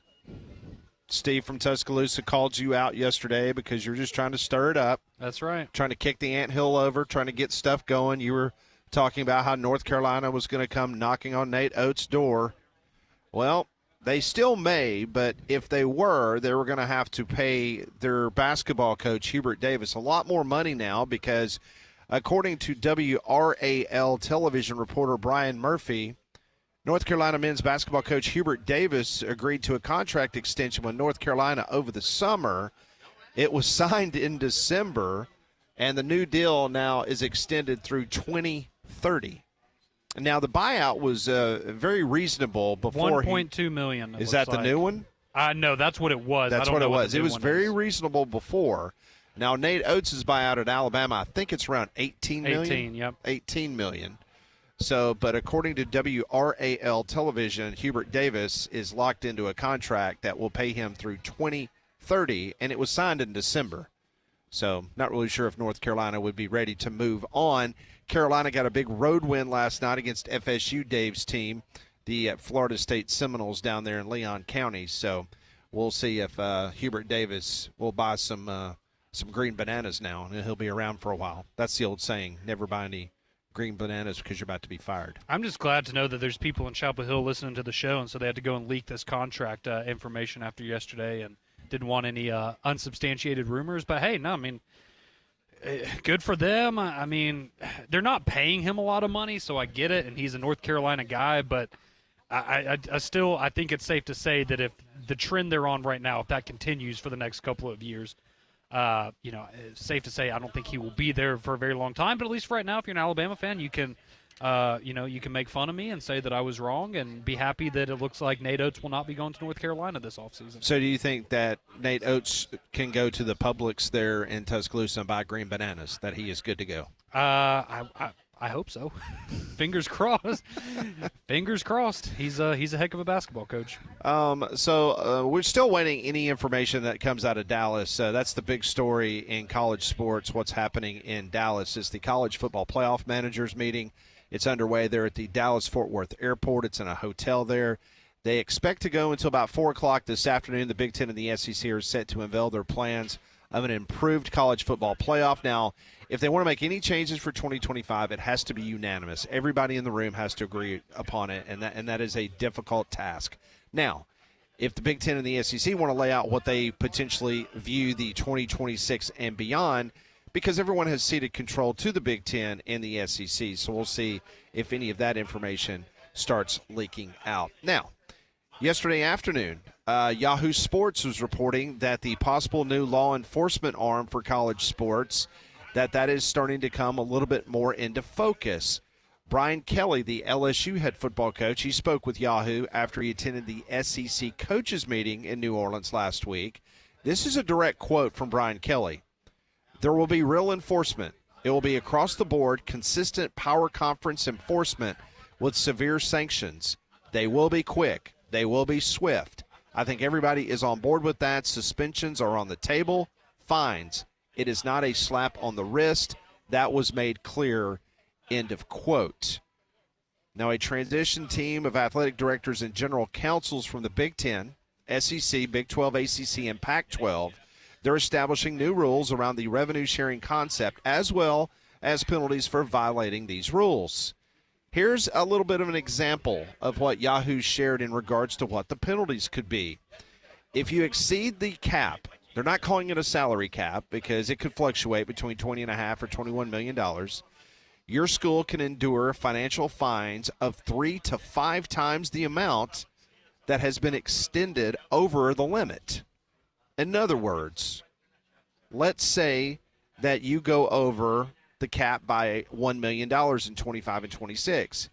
You could be fined as much as $5 million plus its pool for 2026 and 27 would be reduced by $1 million. So not only, Conrad, according to Yahoo, that you would be obviously fined 5 times the amount that you went over, but then the next year you would have to take a decreased amount of $1 million. So Yeah, you're you'd really have being a $19.5 million budget the next year. So you're basically being hit in the pocketbook by $6 million. Yes, and look, I think that is a great way to do this because I mean, as we've talked about, and I understand it's different for some universities, but even with the storm, storming the field type situation, it's okay. If this goes on for years and years and years, it's going to add up. But $100,000 to a lot of these universities is it really that big of a deal? Well, I think $5 million is definitely going to get your attention. If $100,000 isn't, I do think something that's potentially even more interesting though that they list in here in the article is that they could reduce the amount of transfers you are able to take in the following year. So I guess I don't know if that would be as a like a similar situation where you go over the cap and that's a punishment, or maybe there is a number set in place of everybody can take in 18 transfers, whatever that is, and if you go over it, you get punished. But I think that one's very interesting because as we've seen, Ole Miss would be a great example of that. There's a lot of programs that dip into the portal very heavily every year, and that could be a brutal penalty for some programs. Well, you think about it, back in the old days when the NCAA actually still had teeth in anything that they want to try to penalize a school, they would take away scholarships. So this makes perfect sense. Yes. So what's the most Yes. important thing now? It's not so much going and recruiting a high school kid, an 18-year-old. It's about trying to get that 21, 22-year-old that's played major college football for a couple of years and just looking for a new NIL deal in the transfer portal. So that would be a big penalty under consideration. And also, they're talking about adding an NIL clearinghouse. It's being discussed because this clearinghouse would be used to evaluate and determine real value of endorsement deals. For example, Deloitte Touche, they're the big CPA firm. That's my dad's former employer. Worked there for about 30 years. Yep. Deloitte would be in charge of this clearinghouse. And so let's just say that Deloitte deems a submitted $100,000 NIL deal between an athlete and a third party to be actually valued around $50,000. So there's a $50,000 difference, right? The player then can alter the deal to align with the clearinghouse's suggested fair market value of that figure. So it's actually somebody that would be basically almost negotiating in regards to your deal. Yes. If the deal, according to the clearinghouse, does not reach the number that is fair market value. Well, and so the explanation they give in here, the example they give in here is, okay, let's say, you have some booster that wants to go and pay somebody, $1 million, but Deloitte says, well, the value for this player is actually only $500,000. Right. It prevents players from, I guess, being overpaid so that they would maybe go to one school over another, not because of their talent, but just because someone wanted to write a blank check for them. So it's very interesting. So you've got the playoff managers meeting going on in Dallas right now. You've now got all this conversation that's been going on behind the scenes with the Big Ten, SEC, Big 12, ACC, and Pac-12 establishing this new arm of enforcement, that LLC that we've been talking about. So a lot of moving parts, a lot of things going on in college athletics. We are live here at Social Taco, a nice crowd up here on the Taco Terrace as always. Come on by and see us. We're going to be here until 2 o'clock. Have yourself an extended lunch. Say hello to the mayor. We've got the first lady of our club. She is here as well to greet you and to say hello. More of your texts when we come back, 205-834-9450. And when we come back, we're going to get into why Bruce Pearl was trending last night on Twitter. Conrad's got that answer next.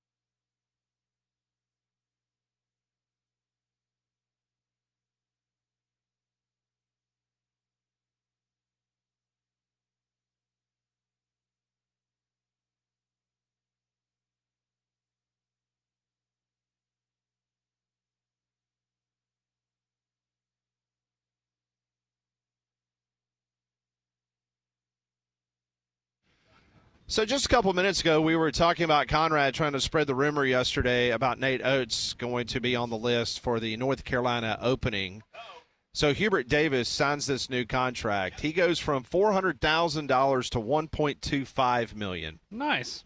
So he Pretty played nice for the pay national raise. championship against Kansas a couple of years ago and got beat. And they're just willing to run him off here about a month ago.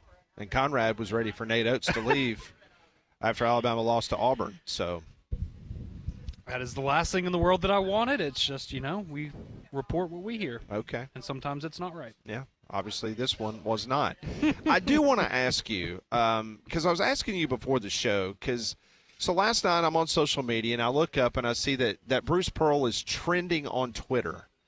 And I'm like, why is Bruce Pearl trending on Twitter? Then I started looking at some of the pictures and I was unaware that him and Bongino are buddies, right?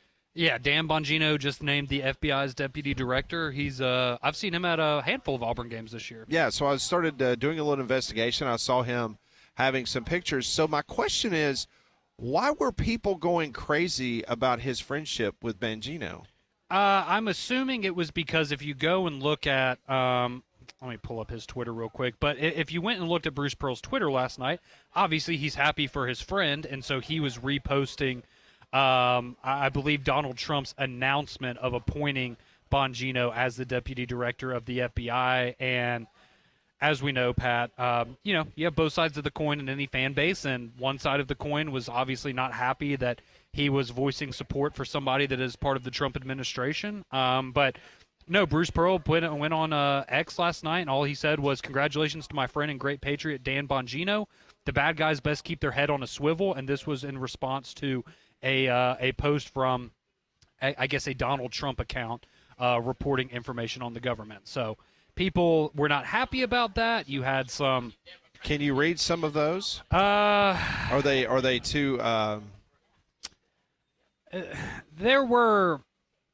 I'm just curious. I mean, the reason I'm curious is because we live in a predominantly red state, and I'm kind of surprised that the backlash of something that Bruce Pearl tweeted, because Bruce has been very outspoken on social media many times about the prior administration before the Trump administration took over. I'm just curious why all of a sudden everyone realized that maybe which side of the aisle Bruce Pearl leans. Well, I can tell you this, that part of it did come from a post on social media by Markel Harrell, who's a former Auburn football player, played for the Buffalo Bills in the NFL.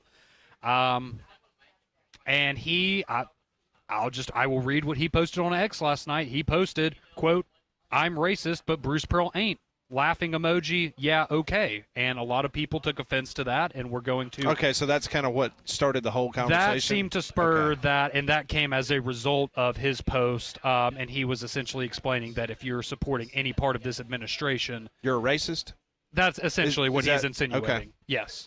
Okay, well, I could see why there were probably plenty of responses and why Bruce Pearl started trending on Twitter. Yes, but you did have a lot of people. I just typed in Bruce Pearl on Twitter just now, and we have the only tremendous amount of people defending him. Yeah, the only thing we should be discussing regarding Bruce Pearl is how he deserves to be Coach of the Year.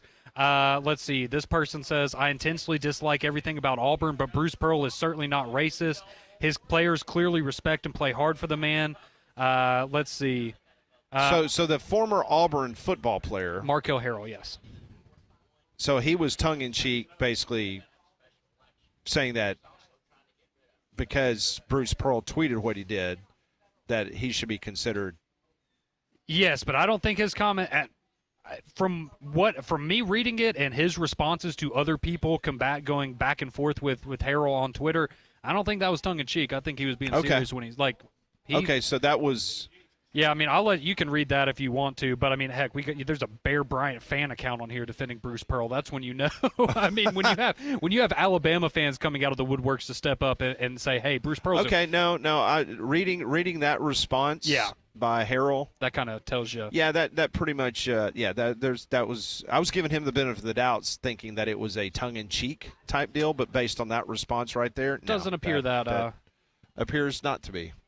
I was just curious because I look up, because when you start seeing coaches, trending on Twitter, you immediately think about job openings. You know what I'm saying? Yes. And so I automatically went to, oh my gosh, is somebody starting a rumor that Indiana is going to go hire Bruce Pearl? And then I started looking at it, and I was like, okay, I'm going to have to just ask Conrad what the heck's going on, and you've explained it. Yeah, so I understand. but no, as I said this morning on Morning Jocks, I thought it was very cool to see. Look, I get it; it's a rivalry, especially here in the state and the circumstances of this season. But to see not only a large part of the Auburn family come out and support their head coach, but also to see other fan bases, including the Alabama fan base, say, "All right, look, we don't have to like the guy because he coaches our rival program." But you don't go after a man's integrity like that, and clearly someone that has the reputation that Bruce Pearl has. Look, there's a lot of people in the world that you may not agree with their political beliefs, but guess what? We all have an opinion. We're all entitled to that as citizens of the United States of America, and if you can't look past that, then I can't help you. The Courtesy GMC text line is open if you have an opinion on that or tonight's Alabama-Mississippi State game, what's going on in Dallas with the college football playoff managers meeting. We welcome your input. 205-834-9450 on the Courtesy GMC text line. The phone number is 1-800-239-WJOX. Joe Lenardi, he was on the Paul Feinbaum Show yesterday afternoon, and as of yesterday, before SEC action gets underway tonight, you had 3 number 1 seeds, Auburn, Alabama, Florida, coming in with a 2 seed, the Tennessee Volunteers. 2 3 seeds, that would be A&M and Kentucky. Mizzou would be a 5 seed. You've got 2 7 seeds, Ole Miss and Mississippi State. Texas and Vanderbilt will be 10 seeds.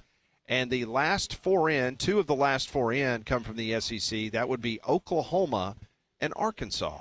So Oklahoma getting the big win against Mississippi State over the weekend, and Arkansas pulling out a big top 25 win against Missouri. So as of this moment, OU and Arkansas in the big dance. Yeah, and obviously a big chance tonight for Georgia with the game against Florida. You would have to imagine if you are able to win that game tonight, that would it would certainly help your chances, but it may cement you as a tournament team at this point. So a lot on the table for Georgia coming off that close game against Auburn where I was really impressed with how competitive they were, and they gave Auburn fits at times, but now going up against Florida, that's a tough one, but it is back at home, and Georgia has been a better team at home this year for sure. So Florida is a 7-point favorite against Georgia, and you've got Tennessee. They're a 10.5-point favorite at LSU, and you've got South Carolina at Mizzou and the Tigers.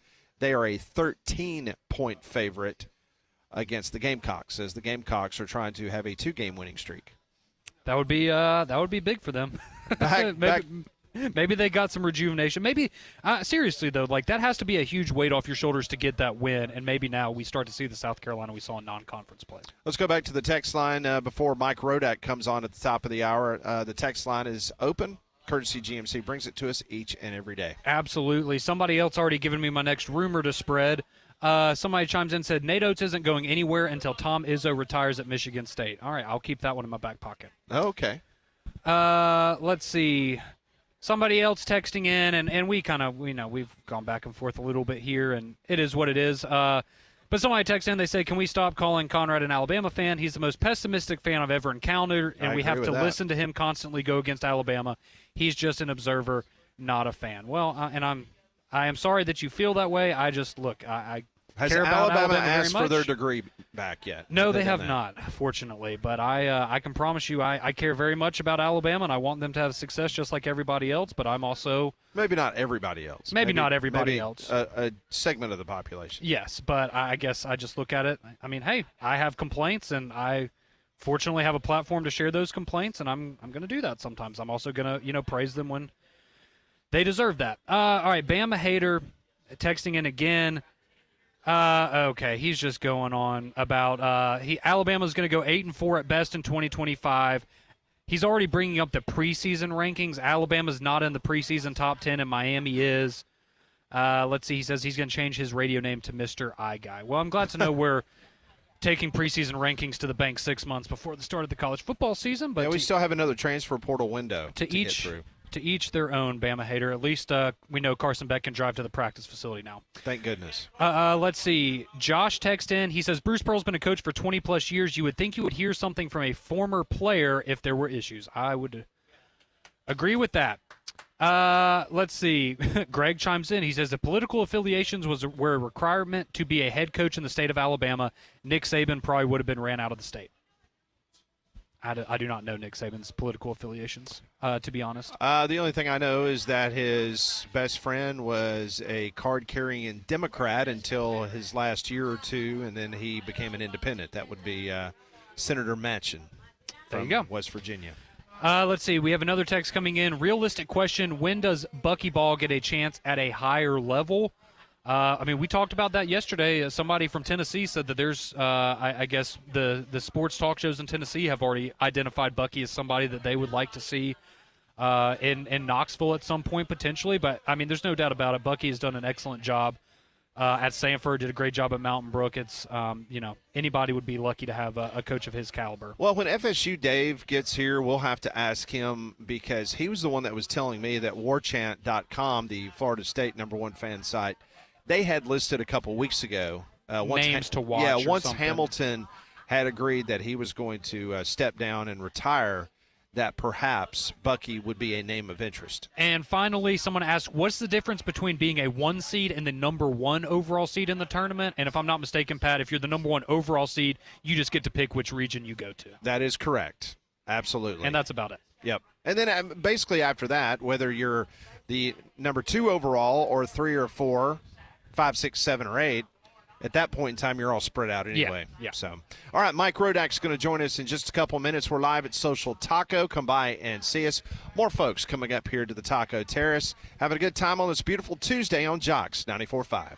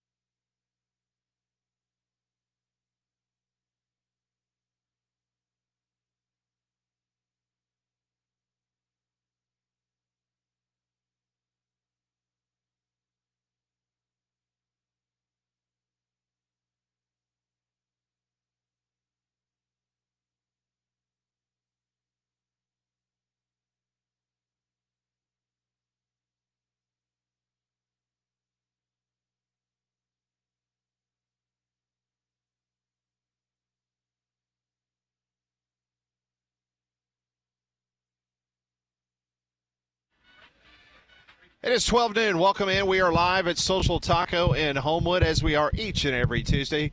Oh, man, big crowd. Bird just showed up. FSU Dave, Gringos here holding court. It's a good time as always here on Tuesday. Our next guest joins us on the Buyers Ride Hotline. He has partaken on Taco Tuesday here at Social Taco. Mike Rodak from Bama 247 joins us. Mike, wish you were here. I'd have bought you a taco. Yeah, no, it's all right. I just stopped and had lunch myself, so I'll have to stop by there another time, but enjoyed it when I was there. Absolutely. All right, so let's talk about this big game in Tuscaloosa tonight. This Mississippi State team, a top 25 team. Very surprising that they lost on the road at Oklahoma over the weekend, but it seemed like Alabama righted the ship a little bit with that impressive performance against Kentucky. Yeah, it obviously it's a different Kentucky team. It's not your father's Kentucky team, so to speak.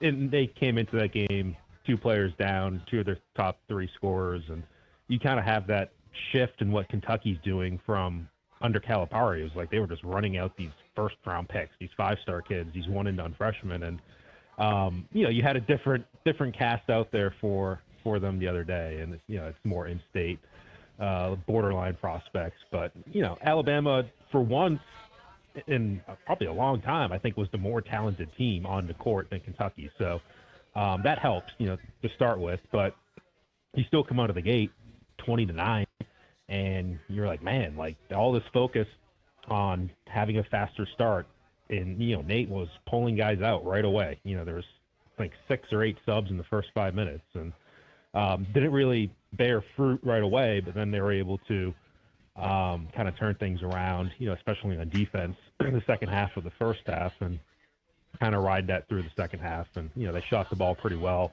down the stretch as well. Youngblood had 3 3-pointers in the last 5 or 6 minutes. So, good win. Of course, in the SEC, you win one and you look ahead and you're like, oh man, let's do it again.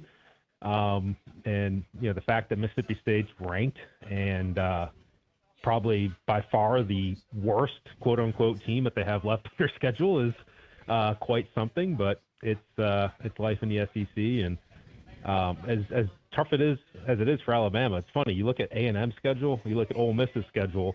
Both of those teams also have Auburn, Florida, and Tennessee left in their final 4 games. So it's not just Alabama that has a real gauntlet left. So, Mike, I think Alabama fans, the thing they're probably the most excited about right now is obviously the play of Mark Sears over these last 2 games, back-to-back 30-point games. What do you expect from Mark Sears moving forward into the postseason play? Do you think this is the version of Mark Sears you're going to get for the rest of the season? Did he kind of turn that corner? Because, you hear Nate Oates, and not only offensively, but limiting the turnovers, and Nate Oates saying he thinks this is the best defense he's seen Mark Sears play at Alabama as well.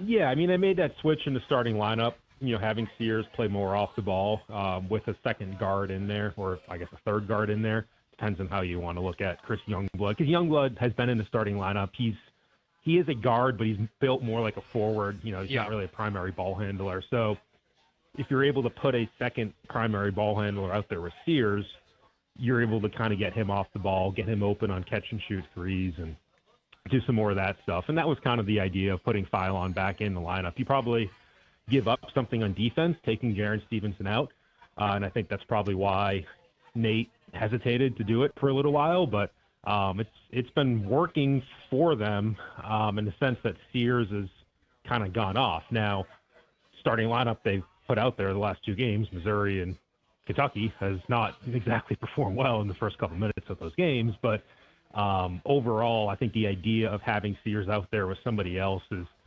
helping him, and it's kind of what they want to do. So you could see that continuing, but at the same time, it's still he didn't shoot the ball all that well from 3 against Auburn. He did better, 3 of 8 at least, against Kentucky. So it's for him, it's the ability to draw fouls helps, and he hasn't done that quite as well, it feels like, this year, or the calls haven't gone his way. And then he's also has to avoid getting blocked at the rim, and that's something that Nate's talked about too, where getting blocked and the ball going back the other way is just as bad as a turnover. So if he's able to draw the foul, hit the free throws, or get to the rim and not get blocked, then he's a really effective player. So if those things are able to continue, then I guess he's turned the corner. But, we'll see. It's we're getting into crunch time here, and let's have to see how it goes. I want to take you back to the first time these two teams met in Starkville. It was 88-84. Youngblood hit 7 3-pointers, but Josh Hubbard went off for Mississippi State. He has a good night. It could be problematic. Just your thoughts on this matchup in particular tonight against the Bulldogs. Yeah, it has been a case of Alabama not always stopping the leading scorer of the other team. That's been something that Nate's really harped on, for a good part of the season, going back to North Dakota even, the Eagle staff who went off for them, and there's been different guys who have gone off. And, you can see maybe that happening again if a guy doesn't step up and want to guard him. That's been another message from Nate. Just somebody on defense step up and say, I'm going to stop this guy. I'm going to shut down Hubbard for this game. So, I honestly did not watch that first game. I was busy that night, the one in Starkville. So I haven't gotten a great feel of this Mississippi State team, kind of the post-Tolu Smith era, but, they play a little bit differently than they did previously. And, you just have to see where the crowd is at. Tuesday night, 8 o'clock, it's probably not going to be the same as an Auburn or Kentucky game on a Saturday. And does this team come out flat at all? We'll have to see on those things. But, it's a game, obviously, like I said, it's the most winnable of your last 4 games, and one where I think as long as you can play some decent defense, then you should be winning this one. Mike Rodak covers the Alabama Crimson Tide for Bama 247, joining us here on Three-Man Front. So, Mike, I think a big question for Alabama fans this year has been Grant Nelson, and maybe just hasn't quite carried the torch from last season and how he performed in the NCAA tournament.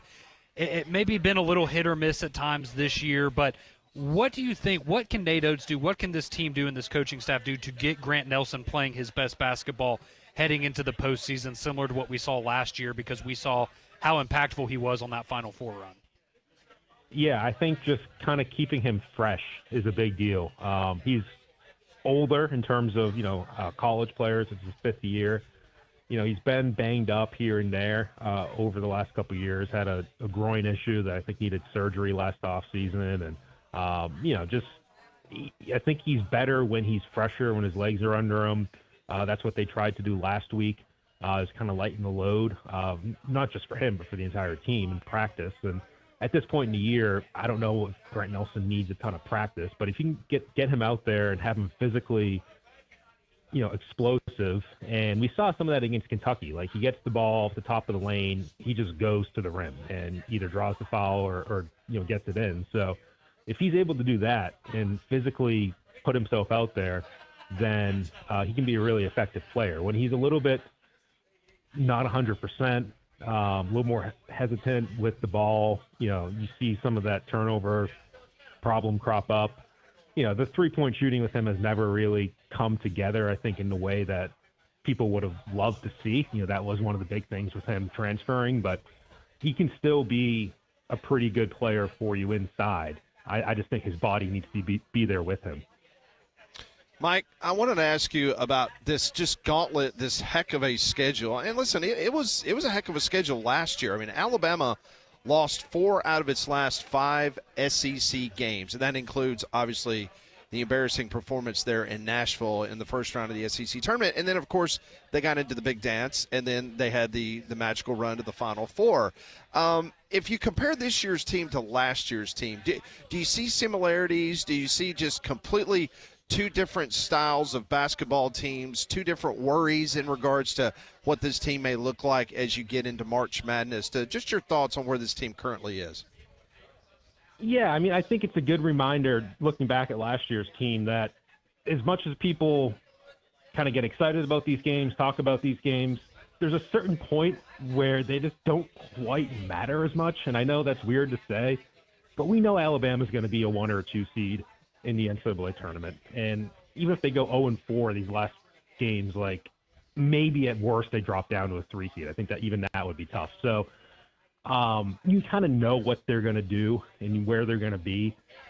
it's nice if you can win these games. I think you'd still need an Auburn loss before the game in Neville in order for that game to mean something as far as the regular season title. But you just kind of have to use them for what they are. If you go 1-3 or 3-1 or 4-0 or 2-2, it doesn't really matter at the end of the day. If you go out in the NCAA tournament and win 6 games in a row, nobody's going to be like, oh, you won a national title, but you didn't beat Tennessee in March 1st. No, nobody's going to care at that point. So, they are what they are. But and there's different teams that have done different ways. 3 years ago, the Quinterly, Shackelford, Keon Ellis, with J.D. Davidson team, they also stumbled down the stretch, but then they never really recovered. They lost to Notre Dame. And then you had teams that did really well. They won a regular season title. They won the SEC tournament title, and then they got upset in the NCAA tournament by UCLA and San Diego State. So it goes both ways. I think at the end of the day, the goal is to win 6 games in the NCAA tournament, not 4 games right now. So kind of going off of that, though, Mike, when we look at the Alabama still a 1 seed, according to Joe Lunardi, he has them as the number 3 overall seed. So just looking at these next 4 games, what does Alabama's record have to be to stay on that 1 line? Because I know there's a lot of people that means something to them. They want to have that number 1 seed next to Alabama when they're filling out their bracket. What do you think Alabama's record or worst case scenario can be to still be a 1 seed come March Madness? I think you probably have to win 2 of them. It depends which 2. Yeah. Because you're kind of competing with Florida and Tennessee, and obviously other teams, Duke and Houston, et cetera. But a loss to Florida is a win for Florida. A loss to Tennessee is a win for Tennessee. So it's a double whammy as far as that goes. And, your resume, your strength of schedule is still going to be there regardless. Again, whether you're a 1 or a 2 seed, I don't know if that matters a ton. I think, honestly, if you are looking at SEC tournament, the pride that comes with winning an SEC tournament, it's a lot harder to do that if you're playing on Thursday. And so getting a top 4 seed, getting a double bye in the SEC tournament is important. And that's still in question a little bit. If Alabama loses 3 of these games, they're in a tough spot as far as the tiebreakers and kind of the seeding, for Nashville. They could drop down to the 5 seed. So if that's something that interests you, winning an SEC tournament title, then that might be something to kind of look forward to or, use as motivation, shall we say. Mike, I want to pivot to football. You covered the NFL. You covered the Bills. You covered the Patriots. I wanted to ask you about Jalen Milroe. I saw another mock draft that came out this morning from Mel Kiper. Kiper did not have Jalen Milroe as a first-round pick. I know there will be a lot of things happen over the course of the next few weeks, but for the purpose of this conversation, we do have the Combine going on this week, and word is Jalen Milroe will throw this week. What is the ceiling, in your opinion, on Jalen Milroe in the upcoming NFL draft? Yeah, I think late first, would be the highest I could envision him going.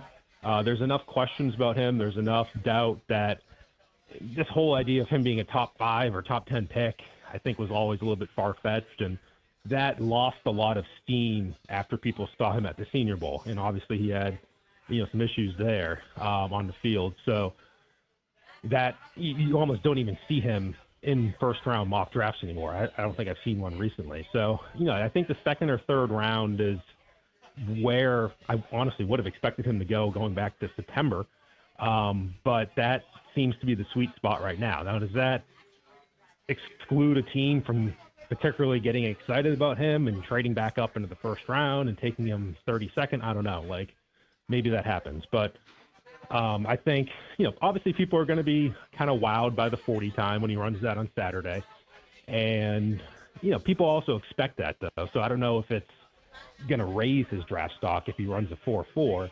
What people are going to want to see is when he makes all the facility visits, next month in April, when they go and they host him and he's on the whiteboard. And I think that's when teams are going to be sold or, made more skeptical about him as a NFL starting quarterback. Mike, I wanted to ask you, so it's our poll question today, as well as, ESPN put out for their top 25 preseason rankings, the make or break game that they view for every top 25 team schedule. They identified the Tennessee game for Alabama. So just looking ahead to this season, do you look at that Tennessee game as the make or break game for Alabama and their playoff hopes? Would you look at the trip to Georgia or maybe another game on their SEC schedule? Because obviously we saw them beat Georgia last year and still didn't find themselves in the playoff. Right. I guess it kind of depends on how you define that. Obviously, timing is going to be important because, if you're saying taking a third loss puts you in a really tough spot for the playoffs, then that kind of eliminates the Florida State or the Georgia games. I don't know if anybody is going to view Georgia as a third loss unless for some reason you lose to Wisconsin and Florida State. But look, the Florida State game is that's a big deal. That's a road game. You have a new starting quarterback on the road. Like, that's in and of itself a big game. Georgia, big game, just by default. For me, it's really the South Carolina game that I would point to, especially if that game's at night. And we won't probably know for a while, but we all know there's just a different feeling about South Carolina at night. It seems like a team that really took a step forward last year. Lenora Sellers could be first team All SEC preseason, maybe second. And that's still a pretty good team that's going to be jacked up for that game. And I guess that comes after the Tennessee game. But honestly, I feel like of those two games, the South Carolina one's probably tougher. And let's just say you have two losses by then. If that's your third loss, then I guess that would be the make or break game. But again, it just kind of all depends on how the season flows. That is Mike Rodak. You can follow his work there at Bama247. Mike, always appreciate your time. Should be a very interesting next week or two, especially on the Alabama basketball calendar. Hope to talk to you soon. You got it. Thank you. Thanks. That's Mike Rodak joining us on the Buyers Ride Hotline. We are live at Social Taco. You can come by and see us as the crowd continues to swell here on the Taco Terrace. Come on by and see us. When we come back on Three Man Front, we'll break down some of the things that Mike Rodak said about tonight's basketball game between Alabama and Mississippi State. Also, the Baltimore Ravens have finally broken their silence about Justin Tucker and the allegations. We'll tell you what they said this morning at the Combine. That's next.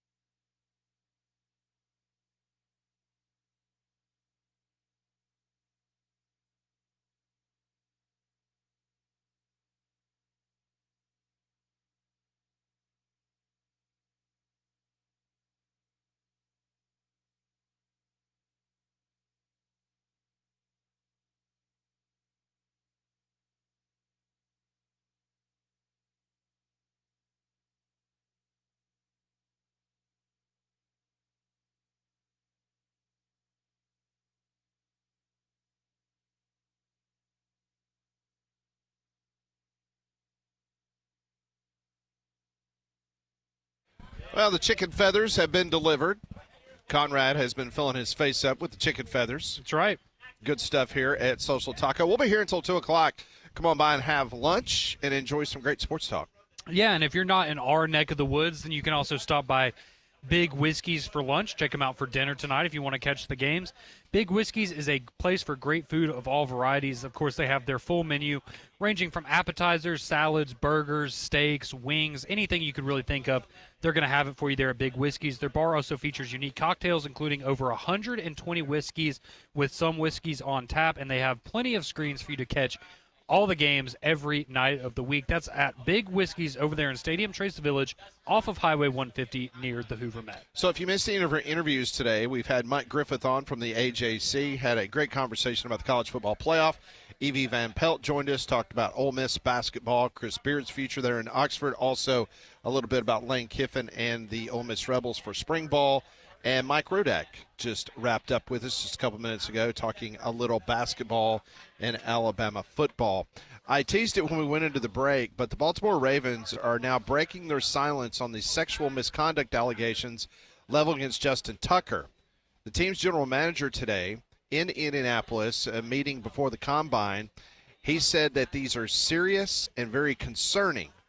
Eric DeCosta met with reporters Tuesday morning at the Combine, where reporters peppered him with questions on the Justin Tucker situation in light of 16 masseuses coming forward to claim Tucker was inappropriate with them over the years.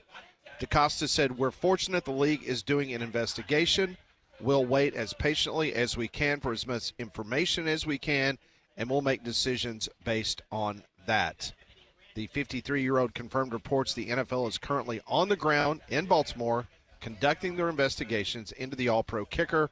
The GM also told the media he met with investigators. DeCosta also revealed the team was unaware of the troubling allegations before the Baltimore Banner released an article detailing the experiences of 6 masseuses who allegedly had sessions with the 35-year-old ranging from 2012 through 2016.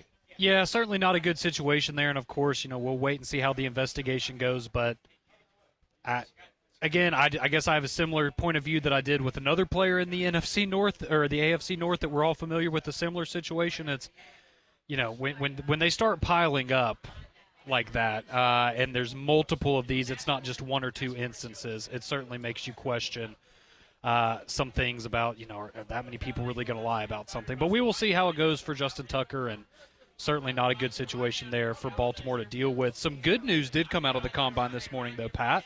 If you're a Kansas City Chiefs fan, as their general manager said while speaking with the media today, that he expects Travis Kelce to return for the 2025 season. He said that they had a recent conversation and, quote, he was fired up about being here. He has one more year under contract. We left it at he'd be back, and we're excited to have him back.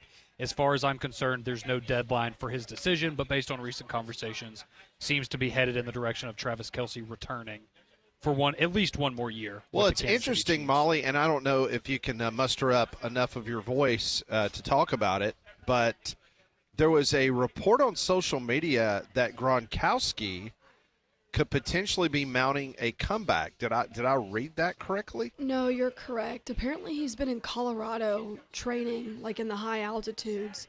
And he said he likes the way that Bo Nix has been playing. So. Oh. Wow. Would that not be something? That absolutely would be something. I'm just trying to check because, so Travis Kelce is 35 years old. Gronk is, he's 35, so he's the same age. They're the same age. Yeah, and if I'm not mistaken, his last year was Tom Brady's final year in Tampa Bay, I believe. So he's had a couple of years to rest, and he's been doing the television thing and having fun doing commercials and different things like that. But that would BB is giving thumbs down on Gronk coming back. She's not a fan of Gronk. Gronk and Sean Payton, they're good friends, so who knows?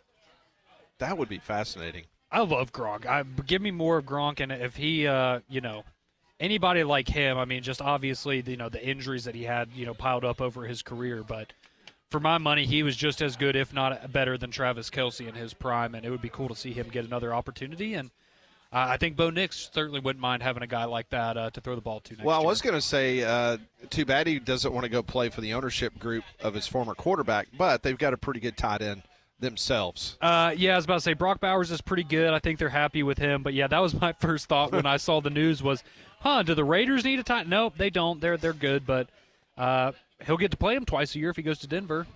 So speaking of some rumors in the NFL, this is pretty interesting. So I came across this article, and it basically gave predictions on the NFL quarterback merry-go-round. Okay. So let's see if you and Molly agree with these, okay? First off, let's start with Matthew Stafford. That's the big one. Yep. So the Rams are allowing him to shop himself around for a possible trade. The Giants, according to this prediction, these are kind of out there predictions, the Giants forego a quarterback of the future in its draft, and instead they trade for Stafford because the current regime wants to win now. Yeah.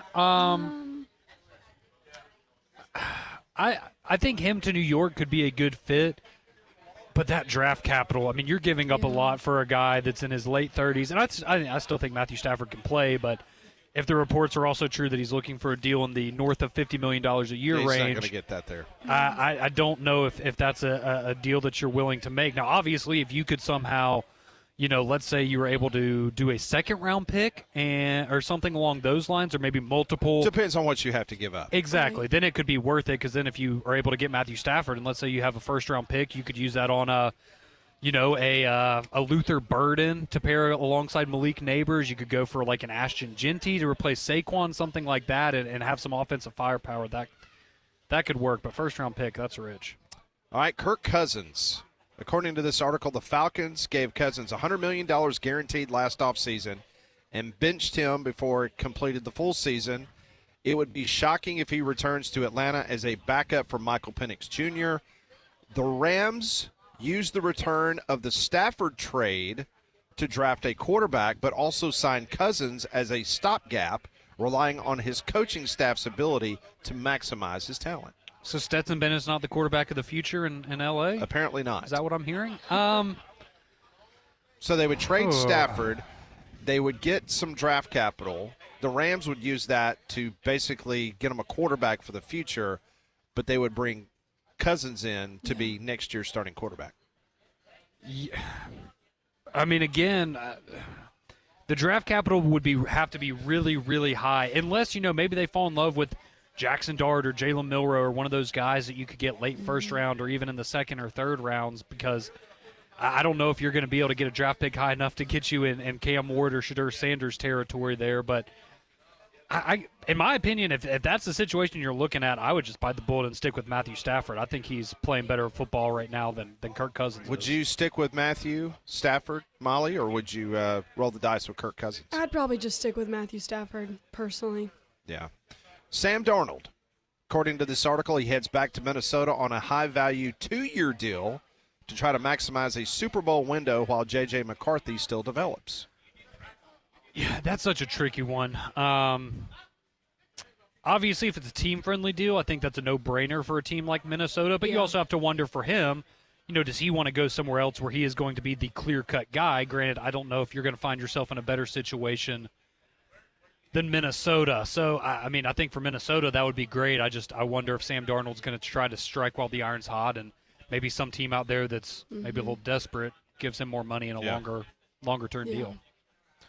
Deshaun Watson, according to this article, Oh, man. his time in Cleveland, it's pretty short and sweet. That is going to go down as arguably the worst move in NFL history. All right, more about the quarterback merry-go-round in the NFL. Derek Carr says Carr hasn't been a home run in New Orleans. New coach Kellen Moore inherits plenty of issues with a decision on Carr at the top of his list. You have to assume they're listening to trade offers. The Jets trade a late-round pick for Carr. Oh, That's such a disgusting situation. I hate that. And Moore either finds a decent free agent, i.e. Jameis Winston, or they pick a project. Man, that is I'm going to call that a lose-lose situation. For everybody? For everybody. That just is terrible. I mean, yeah, if you're the Saints, again, if I'm the Saints, that would be a team that I would consider. If you can get Matthew Stafford for something reasonable and you're willing to pay for that, that could be a move there. Maybe Sam Darnold's a guy you look at if you're New Orleans as well. But Yeah, I don't have faith in Derek Carr moving forward, and they're in a. That's a tough one. That one's really, really I don't difficult. like that one. You might just have to bite the bullet, and I don't think we're assuming they're going to be very good this year. And you bite the bullet for a year, and you hope you have a top 5 pick next year, and you're able to go and get a guy for the future. All right, and the final quarterback in the merry-go-round, according to this article, Aaron Rodgers. Yep. I have not mentioned his name yet. According to this article, Rodgers mulls offers from the Titans and Browns, but decides to retire. Then teases a comeback over the next 2 seasons. That's such a great Now, prediction. the last part of that, That's such a great prediction. that last part of that, I completely could see happening. 100%. I will say this. There's just something I cannot get over Aaron Rodgers in a Browns uniform. That just doesn't seem like something that he would do. I do think Tennessee's interesting. Yeah. I think that could potentially work. Again, I don't view the Titans as a team that's a quarterback away from, being a playoff contender necessarily, but I could see that one being more likely than anything. But, hey, I mean, again, that's a team if I'm the Saints, and maybe he doesn't want to play in New Orleans, but I'd kick the tires on Aaron Rodgers if I'm the Saints for a year. Yeah. All right, we're at Social Taco. We'll be here until 2 o'clock. Come on by and see us. We hope to see you. We'll be here until 2 o'clock. Landrum, been communicating with him. He is in Boulder, Colorado right now. Told him to go by and say hello to Coach Prime as he's there in Boulder. I'm sure they're going to have dinner tonight. I hope so. I That'd hope be so. nice. More three-man front live from Social Taco. This is Jocks 94.5.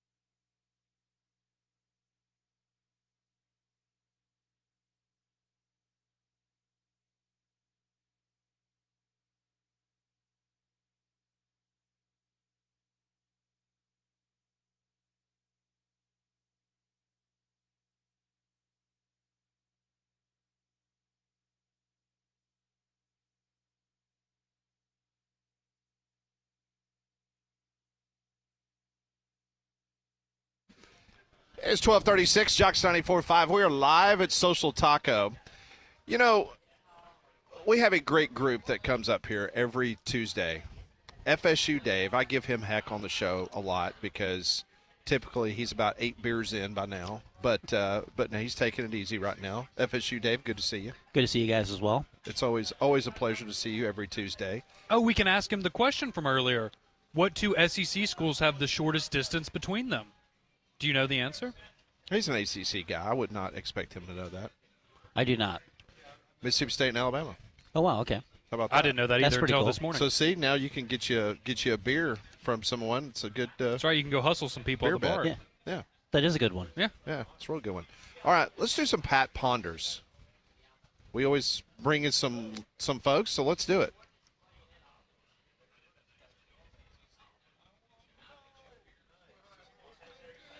And each and every day it's brought to you by Courtesy GMC in Trussville. Go by and see the great folks there, Drew Lawley, Josh Gargis, and the fantastic team right off of I-459 exit 32 in Trussville.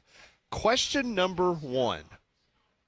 If the NFL were to ask the 32 franchises to vote on whether to ban the Philly tush push, would the majority of the league vote to get rid of it? Yes or no? Yeah, I think absolutely. I think I would go maybe 70, 75% of the league would probably vote against definitely the NFC East. You'd have 3 definite yeses there, and we found out Green Bay was the team that filed the proposal to the NFL. So, yeah, I think so. I would agree as well. Yeah, I think Because it'll be it the doesn't vast really seem to be majority. a real football play. By the way, everybody just getting in and pushing. You know, sort of like how a lot of the running plays, they don't stop them now like they used to. They don't blow the whistle. Then other linemen jump in and keep it going, which I don't really like that either. Okay, so it's not really a football play. And Molly, you said? I think it'll be the majority too voting against it, especially in the NFC. Would that not be funny if they did? Because, you know, it goes through a rules committee, Yeah. so it's not like every team. That's why the question is, if they were allowed to vote, how the vote would go. Wouldn't that be something if it was like 31-1? It would be funny. I just want to see every team try it, right? Because obviously what the Philadelphia Eagles have and the way their offensive line constructed and Jalen Hurts and how strong his lower body is, it works so well for them. But why don't more teams try it? I understand you probably don't want, Aaron Rodgers doing a tush push or something, but hey, give it a shot. Yeah. Well, there's no way that my Dolphins are going to do it with Tua. Well, no, except for him. We'll bubble Oh, I wrap him. forgot you two are Dolphins fans. right. Oh, wow. Lifelong. That's right. Well, I am until Tua retires. His allegiance is up for sale. That's right. That's obvious. That's right. All right, question number 2. I'm going to give you some options here.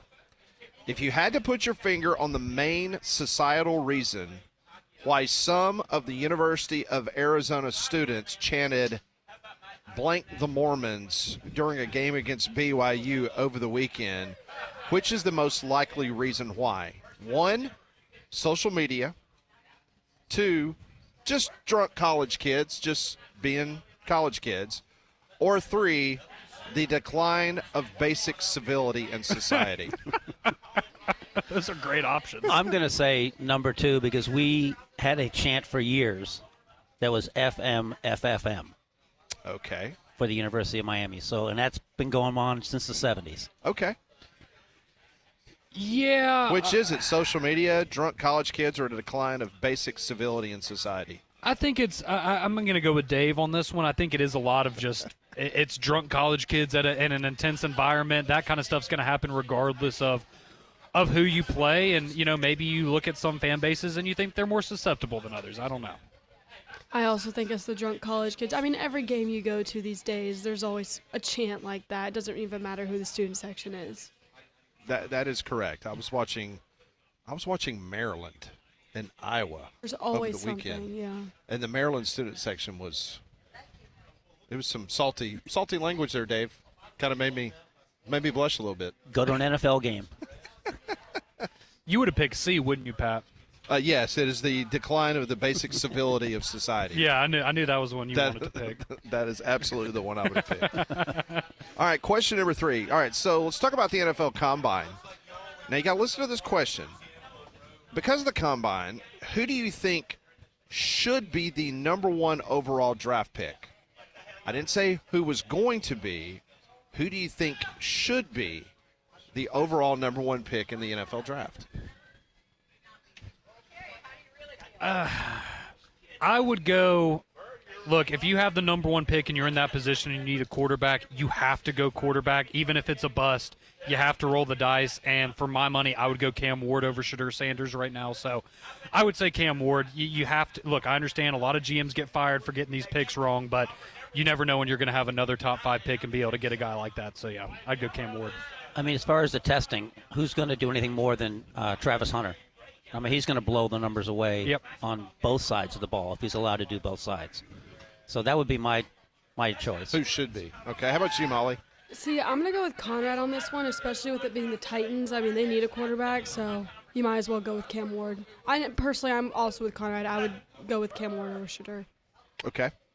All right, next question. Do you guys believe the men's college basketball season is too long, just right, or needs to be shortened? Right now, you got your 1 conference game guaranteed. That's about a 32-game schedule.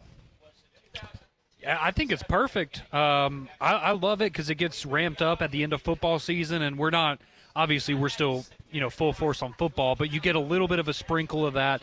And then right when you're done with college football, and especially now with the playoff and how long that extends, you get right into conference play, and especially this year it's been so fantastic. And the fact that we have, another month and a half or so of the basketball season left, I think it's perfect. I do as well. I mean, and I like it in the fall when teams actually play a decent non-conference schedule. Yes. Unlike how Georgetown used to do years ago, they never played anybody. And even though my league is not any good this year, it's enjoyable when you get into the conference play, and because it's just the time of year when there's not a lot else going on. Mm-hmm. It's perfect. It's beautiful. Don't touch it. There you go. There we go. That's a great answer, Molly. Thank Very you. much so. All right, the fifth and final question of today's Pat Ponders, joined by our special guest, FSU Dave, who's a regular here at Social Taco on Tuesdays. So Alton Bay is located on Lake Winnipesaukee up in New Hampshire. Haven't heard of those places. Okay. On Saturday, a new record was established for the most landings on their ice runway. They've had 730 landings this winter on the ice runway. The seaplane base consists of a 100-foot wide, 2,600-foot long runway there on the lake. Now, the FAA says the ice is at least 12 inches thick on the runway. Would you ever willingly be a passenger on a private plane to land on an ice runway on a lake? Hell no. I am Absolutely not. not. No. Absolutely yes. Really? I've done a seaplane, but on But water. never on ice. But never on ice. But I would 100% do it. No. How See, about- I would do the seaplane, but not the ice. How about the fact that 730 landings this winter has been conducted there at Lake Winnipesaukee in New Hampshire? I got to look this thing It up. should give you confidence. Yeah, it does, but 100-foot wide, 2,600-foot long runway on the lake. all it takes is one day of a little warm weather, warmer than expected, and you're going into that ice water. Man, that's I'd want a test of it that morning before I did it, though. bingo. Yeah, I might do it if I'm not the first So what do flight. you're looking up the pictures. What do you think? No. I'm good. I will. Those things are so small, too. And I was seeing a video of, like, planes landing, and, that 2,600-foot long runway, it's not very long. Well, the runway in Hilton Head Island, where I used to live, is just over 3,000 feet. It's the smallest runway in North America for commercial planes with under 20 people. Wow. So you wouldn't do it, Conrad. Conrad's doing a little research over here. So on January 25th, they have 164 on just that one day, it looks like. Yeah. 730 landings through the weekend. Looks a little too crowded for me. A lot of Cessnas. Yes. Not a lot of Touching wiggle down. room there on that landing. No, not at all. Well, how was it, FSU, Dave? It was great. Thank you very much. I enjoyed it. You didn't. You did were, great. You were anxious. You came over here. You were thinking that you were about to be set up, and we were gonna. Well, not for bad reason. I mean, you guys set me up all the time, so, especially Conrad. So Yes, yeah. Well, especially Conrad, me, that's Conrad is the real one. Well, I'm on a roll this Thank you, week, Dave, FSU, yeah. Dave. my pleasure. Always good to see you go Knowles. Go Knowles. There you go. All right. Each and every day, Thanks, FSU Dave. Appreciate it very much.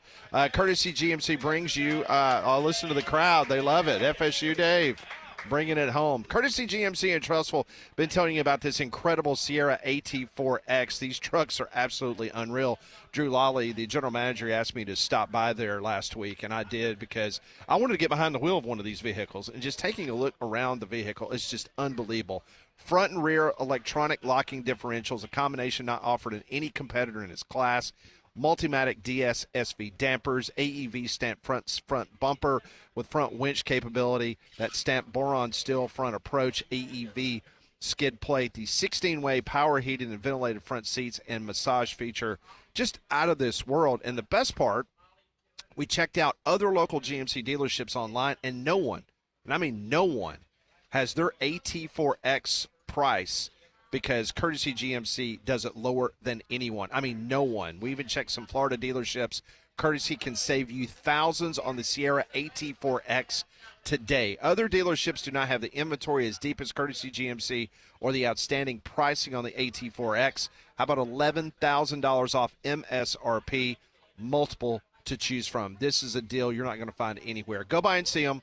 That is Courtesy GMC in Trustful, off of I-459 exit 32 on Edwards Lake Road next to Lowe's. When we come back on Three Man Front, we will open up the text line, 205-834-9450. Also next hour, our own bracketologist, Rocco Miller, will join the program. We'll ask him where things stand with Alabama and, of course, Auburn being the overall number one. All that on a very busy Three Man Front live from Social Taco.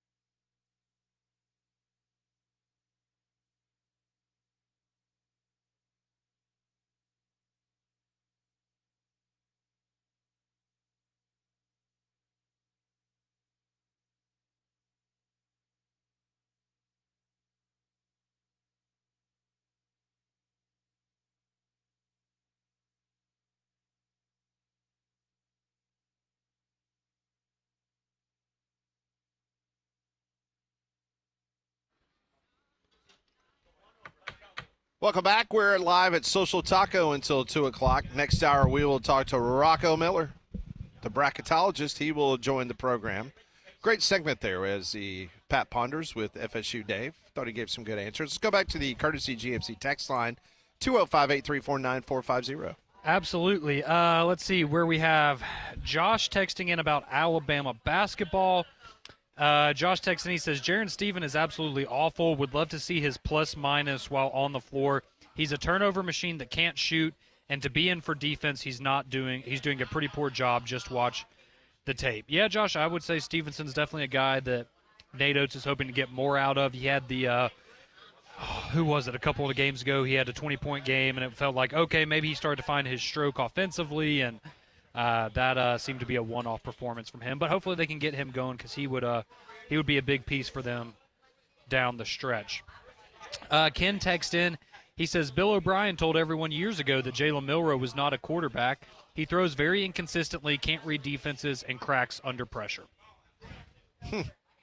I think a lot of that's fair, but he also clearly has a lot of physical attributes that are off the charts, and I think that's why you're going to see him still have a pretty nice payday come April in the NFL draft.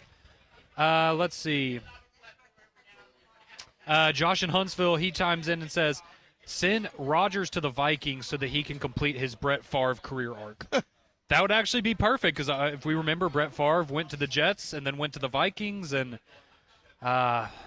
yes, it happened when he was with the Jets. You remember that?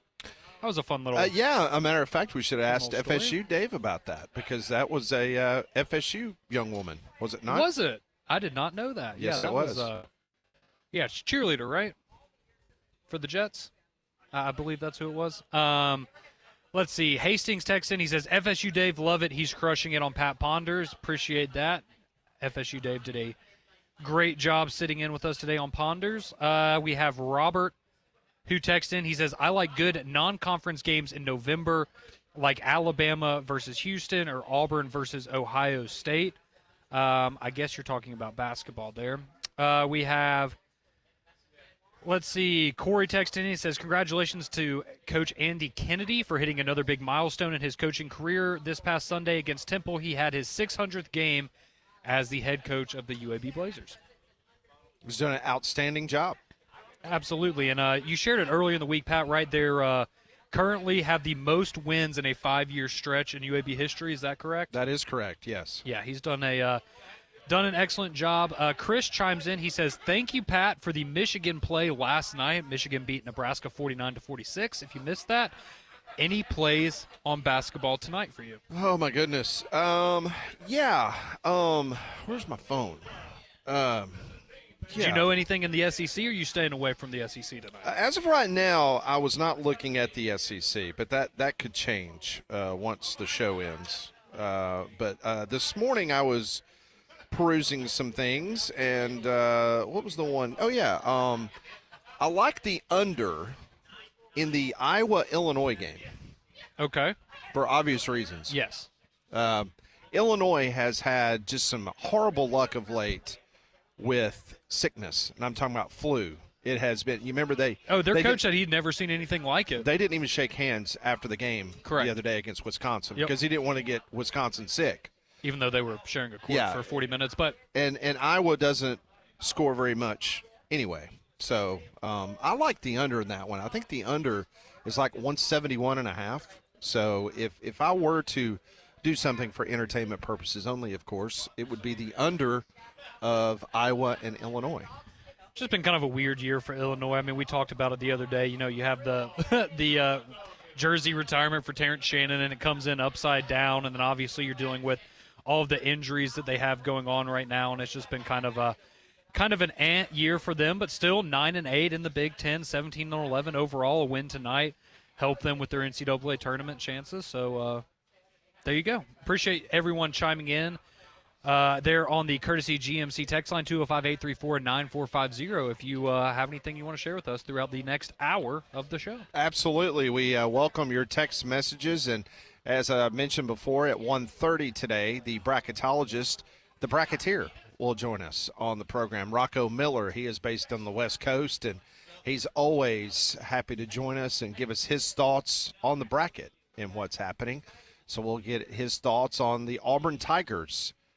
Are they an automatic number one now, no matter what happens the rest of the way? Maybe not the number one overall if they lose a couple, but, how secure is that number one spot for them and Alabama, as both teams right now are currently in the top 4 teams in the bracket. All that's coming up next hour. If you missed any of our interviews with Mike Griffith, Evie Van Pelt, Mike Rodak, you can always download the Three Man Front podcast. Take us along with you. Download the Jocks 94.5 app. You can watch us on YouTube, or you can listen to the audio. More from Social Taco. One more hour to go. This is Jocks 94.5.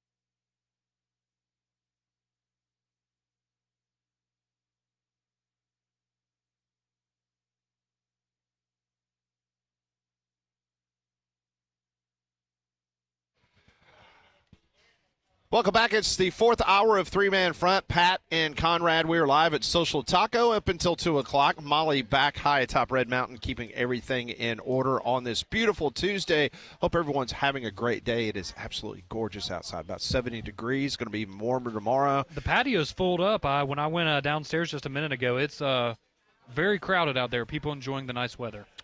We've talked a lot of basketball today, which we should, as Alabama and Mississippi State, they will be at it tonight. That is an 8 o'clock tip-off from Coleman Coliseum as Mississippi State comes in number 24 in America, taking on the 6th-ranked Alabama Crimson Tide. Bama won that first meeting in Starkville 88-84. If you remember that, Josh Hubbard went off for Mississippi State. He has now started in 41 consecutive games for the Bulldogs. Youngblood in that game had a big game, probably his best game as an 23 Alabama. points, yep. Yeah, he had hit 7 3-pointers in that game. State's offense has piled up 79 points per game. which is the program's fifth highest mark and best since the 1990-91 season. Alabama, meanwhile, the number one offense in the country, 91 points per game. Mark Sears is number 2 in the SEC in scoring, 19 points a game. And meanwhile, the Tide has scored 80 points in at least their last 10 straight games. So should be a lot of offense tonight between these two. Yeah, you would certainly hope so, at least for Alabama's sake. And, this is a game that, as we've talked about with what they have coming up, this is pivotal for Alabama to get this one at home if they want to hold on to the 1 seed. I mean, I guess you could lose this game and then break off 3 wins against top 10 teams, and that would certainly help you out. But, this is a big one you need again. And I think, you were able to beat them on the road at their home arena with their best player absolutely lighting you up for 38 points. I would think that bodes well for Alabama playing at home as long as Josh Herbert doesn't go for 40 instead of 38 like he did in the first meeting. You should be all right there. But, does Mark Sears, does he have 3 straight 30-point games? Is that something that he's capable of doing? Is it other guys getting more involved? Cliff Amore had his first double-double the last game. What did we get from him offensively? So a lot of things to figure out for Alabama, but I think Nate Oates just wants good shot selection and not 15 turnovers. Given the upcoming schedule, and we'll talk to Rocco Miller at the bottom of the hour, but given the upcoming schedule, Alabama may not last as a number 1 seed without this win tonight. I think they get leapfrogged if you lose at home tonight to Mississippi State. I'd agree with that. I think you are out of the mix as a number 1 seed. Doesn't mean that they can't get back there. Yeah. But I just think that they're them being there at the number 1 line is potentially going to change if you cannot get that win tonight. So we'll talk to Rocco Miller at the bottom of the hour. Also, the Tennessean this morning came out with a list of 5 teams with the best chance of reaching the Final Four weekend from the Southeastern Conference. Okay. Coming in at number 5, according to the Tennessean, is the University of Missouri. Okay. Again, we talked about this yesterday as like maybe your dark horse team or your middle second-tier SEC team that could make it a good run in the tournament. I like Missouri. So you go from 0-18 last year to now Dennis Gates is the darling of the conference and potentially having a conversation where they could be a Final Four contender. The Tigers are very similar to Alabama, big offense, less defense. That explains the 208 points scored between the teams in the aforementioned matchup in Columbia. So they've got them listed as the 5th best possibility to make the Final Four. Real quick, I'd just say, does Caleb Grill not have March Madness, superstar written all over? He's just the kind of player that will go in March Madness and absolutely dominate, just light it up from 3 as he has for most of the year for Missouri. He's that kind of player in my mind. He has that written all over him. Coming in at number 4, according to the Tennessean, which is out of Nashville, Tennessee, Alabama. Okay. They said Alabama might be better offensively than it was last year when it made the Final Four. Its defense still suspect and unreliable. The Crimson Tide very well could score all the way to the Final Four again. It could also bow out in a high-scoring affair. Winning in the NCAA tournament means being able to win a variety of games. Alabama doesn't give the impression it can win a slugfest. Okay. I understand. Look, if you are, playing the recency game, I could understand where you might have some hesitation about Alabama. Personally, I can't wait to see what reasoning they give for Tennessee making the Final Four for the first time ever. I'm sure that's going to happen this year. But no, I understand why some people might have those reservations about Alabama, but I think we also forget, the teams like the Houstons of the world, we've seen Alabama beat Houston. We've seen them beat Texas A&M, granted without Wade Taylor. The Auburn game, as bad of a shooting performance as that was an incredibly competitive game. So I don't know if I agree with the Alabama can't win a slugfest kind of game, but, they got some of those coming up. They can prove it. Coming in at number 3, according to the Tennessean, the best 5 options of making the Final Four from the conference, Tennessee. Shocker. So Tennessee is ranked higher than Alabama. Didn't see that one coming, Pat. Of coming to the Final Four. This is what they wrote. Can Rick Barnes do it? Can the Vols coach take the program to its first Final Four in program history? Tennessee doesn't have Dalton Connect, but it has the pieces again. It has Ziegler, it has Lanier, it has the nation's best defense with forces like Mashak and Akpera. The Vols don't have much depth, though, and rely on 7 players at times. They can be iffy offensively. Sometimes? You don't say. You can be iffy Sometimes? offensively. But Tennessee is oozing with defense, rebounding, and experience. That is a recipe for potential success. Could we not write that same blurb about Tennessee every year for the last Yes. handful of years, and it Yes. never translates well in the NCAA tournament for whatever reason? So, look, I think Tennessee's good. I'm not going to be surprised if they end up, let's say beating Alabama this weekend and being a 1 seed. They are a very good basketball team, but they are assembled the same way that they were last year, but they have, in my opinion, a worse leading scorer in Lanier than what you got out of Dalton Knecht. He's just not as consistent as Knecht was, and so, again, yes, Tennessee has the talent a lot of years to go on a Final Four run, but they don't do it, and I just have a hard time buying that this is going to be the team that gets it done, but you never know. Okay, so basically, if you use deductive reasoning, you can come up with the final 2 teams that they're going to have on their list. Florida and Auburn, I would assume. Okay.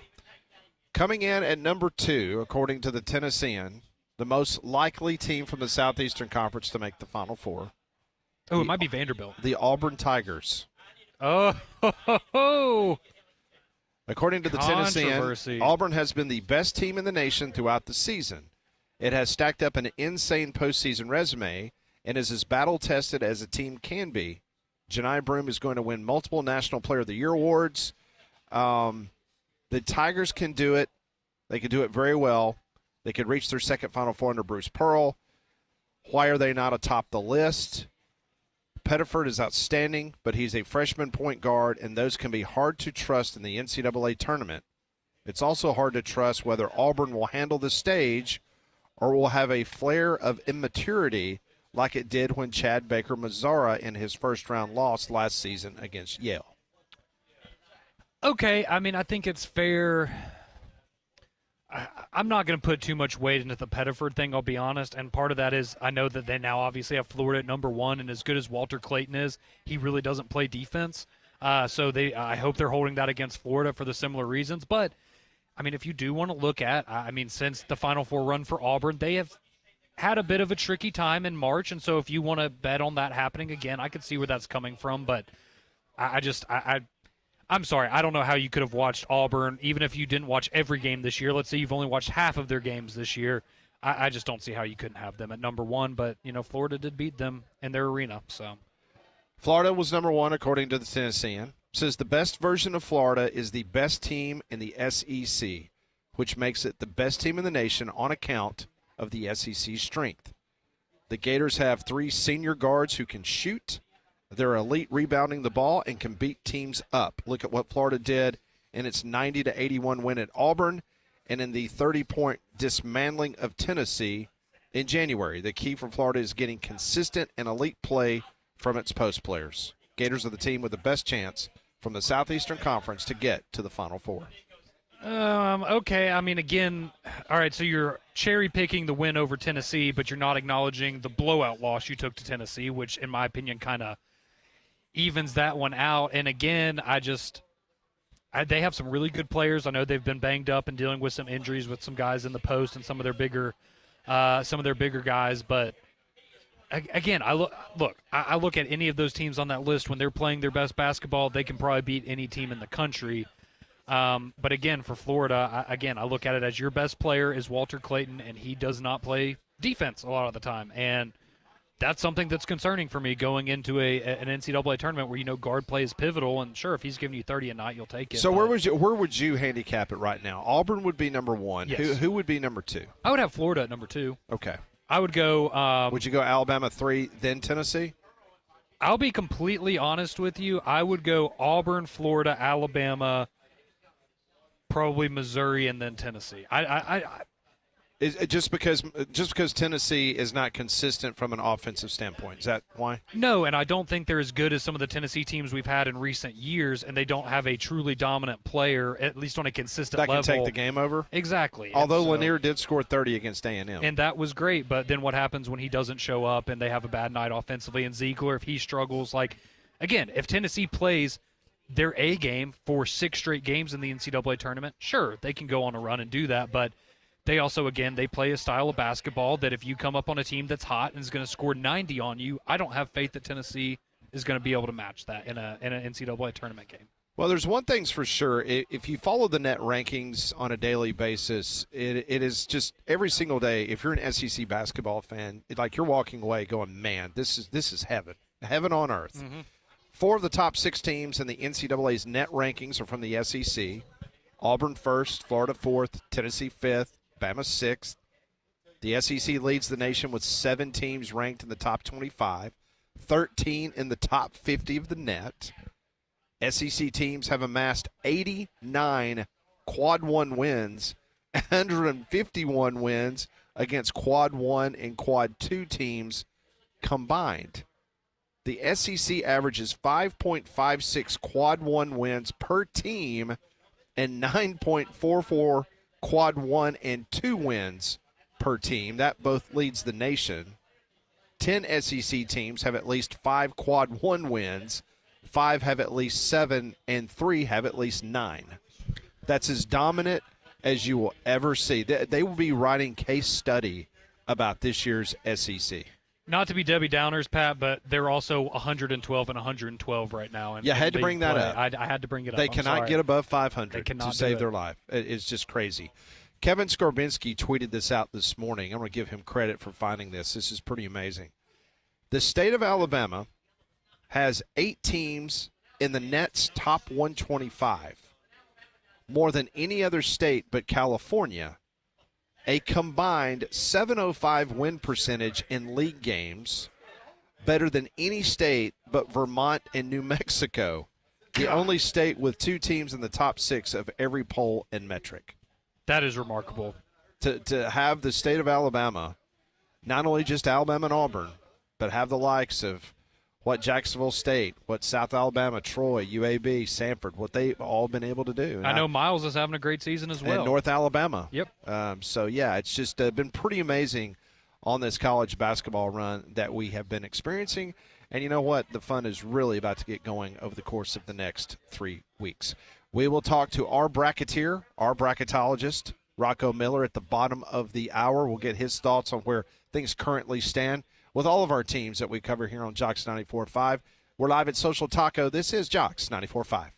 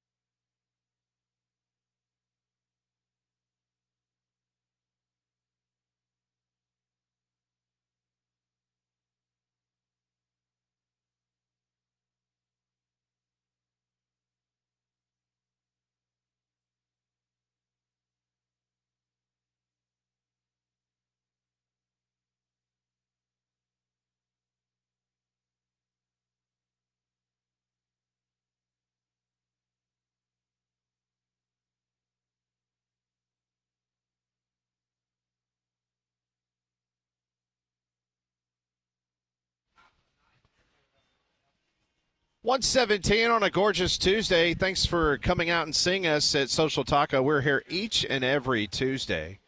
Had some chicken feathers just a couple moments ago, and a lot of happy customers here up here on the Taco Terrace. Absolutely. Well, there's still some cold weather hanging around here, and so you need to schedule your system checkup now with a Trane Comfort Specialist.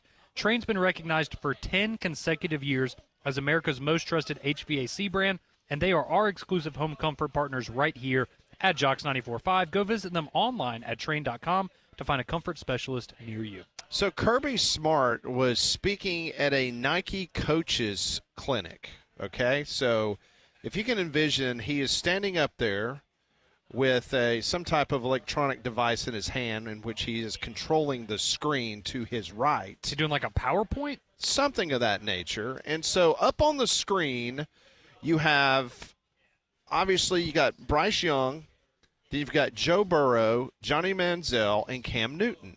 It's in a 4-box. Yeah. Okay, so there's the players. You got Bryce Young, Joe Burrow.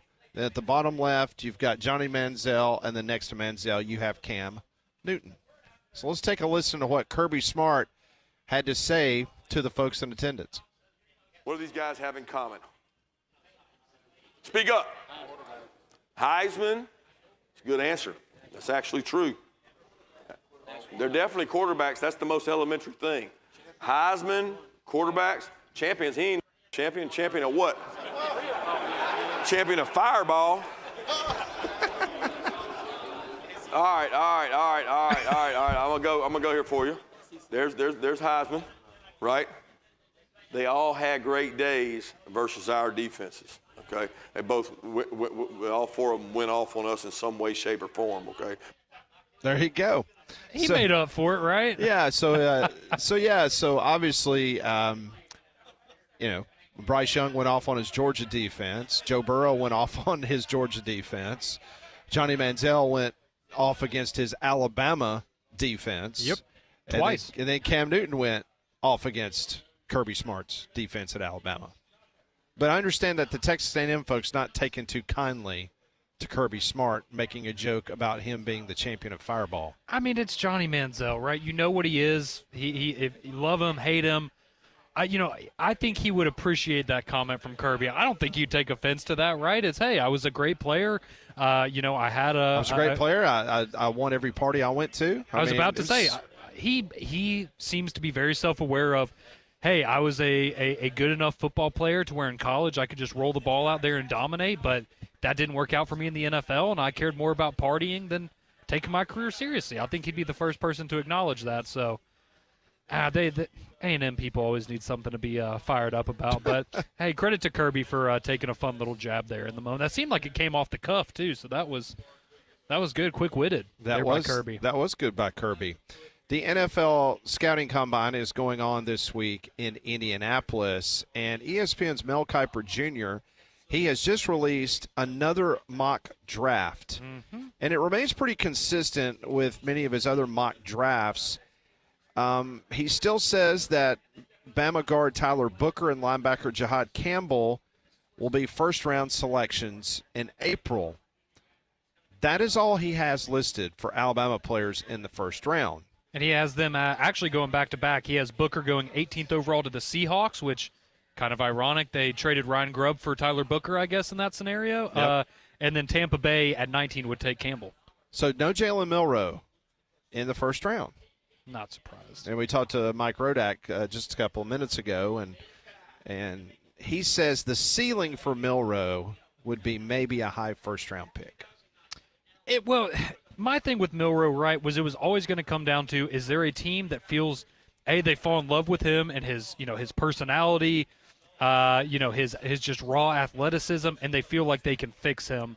Similar to what you would have had with a Anthony Richardson coming out of college, maybe a guy like a Josh Allen, right, who didn't play great competition, had a really bad completion percentage, but he had all the physical traits, and we've clearly seen how he's developed. Now maybe Anthony Richardson not so much, but that's what always came down to Milroe for me is he's a guy, if you're taking him in a first round, let's be honest, you're taking a leap of faith, and you are having faith that you are going to be able to take the good and develop his ability to read a defense and You know, the NFL has clearly been trending towards more of the dual threat quarterback and those guys having success early in their career. I'm not saying he's going to go and, have a Jaden Daniels type season or anything, but that was always how I viewed Jalen Milroe, right? Great personality. Yeah. He's going to light up a room that he walks into. Athletically, obviously, going to measure off the charge, but, who wants to deal with him as a project? And he's not a guy, in my opinion, that if you draft him, you do not need to be looking at this guy as, hey, you're going to play some meaningful football for us in 2025. He needs to sit and learn. So according to The Athletic, they gave a list of 7 non-quarterbacks from the SEC with the most to prove at the NFL Combine. Okay. Will Campbell, offensive lineman from LSU, apparently his measurables do not equal a tackle in the NFL, but they believe that he absolutely will be successful in the NFL, but probably as a guard. Well, Mel Kiper still has him going 4th overall in his latest. Well, like I mock said, draft. I mean, he was an offensive tackle in college, but again, I think he'll be all right. yeah. Arian Smith, wide receiver from Georgia, another strong candidate to run this year's fastest 40-yard dash, according to The Athletic. Isaiah Bond, wide receiver from the University of Texas. They said on-field inconsistencies and his ankle injury, that has raised a lot of questions. So he's got a lot to prove at the Combine. Just going down the list here, I'm going to get down to Jihad Campbell and what they wrote about him. Okay. One of the freakiest size speed athletes in the draft class, Campbell filled the stat sheet last season using explosiveness and natural force at almost 250 pounds. He should be one of the more impressive testers at the Combine, which will further discussions inside war rooms about whether Campbell is best suited off the ball or in a more edge rusher role. Regardless, the buzz for Campbell will get louder and louder in Indianapolis. Yeah, and I guess for him, it's more of a, because like we just said, Mel Kiper had him going 19th overall. Maybe that's a guy that works himself up closer to the top 10 with a really good showing at the Combine. And it's, again, it's just going to be about team fit, right? Where do you need, help at linebacker if you're the team that's selecting him? But he had such a fantastic season, and his tape was so great. And like they said, he's just a physical specimen. So, he's a guy I think regardless is going to be a first-round selection. It's just how high can he potentially go? Maybe similar to what they were saying about Will Campbell. I do think some of the receivers are interesting because there's so many really good receivers in this year's class, and obviously Arian Smith you brought up. The speed is going to be off the charts, but gotta be able to catch the football.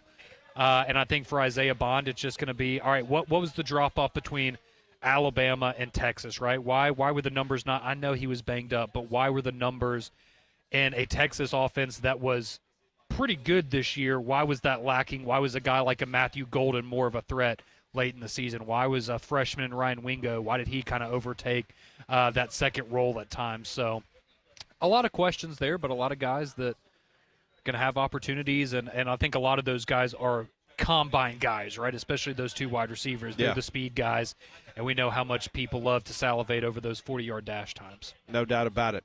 Also from the NFL, the Jaguars of Jacksonville, they're going to submit a report to the NFL within 30 to 45 days about the 2 alternative sites to play home games in 2027 while their stadium is being renovated there in Duval County. The team will play games at either Gainesville's Ben Hill Griffin Stadium, or the Swamp, or Orlando's Camping World Stadium. Approval by league owners could come as early as the spring meeting in Minneapolis, slated for May the 20th through the 21st. So The Swamp. The NFL football could be coming to the Swamp. That would be cool. In 2027. I think that would be really cool. That would be my between the location options, that would be my pick. Do you remember when the Houston Oilers moved to Tennessee? Do you remember where they played first? No, where did they play? Memphis. Really? They did. That's a little out of the way from Nashville, but, you have to do what you have to do, I guess. Well, at that time, there was, trying to get a stadium finished, and They didn't want to go play at Rocky Top? they didn't want to go play at Vanderbilt. So, Was it still under construction back then? yeah, they had just pulled the first brick. That's right. Yeah, exactly. All right, when we come back on Three Man Front, we're going to go out to the West Coast, and we're going to talk to our good friend Rocco Miller, the bracketeer. He's going to join us next on Three Man Front.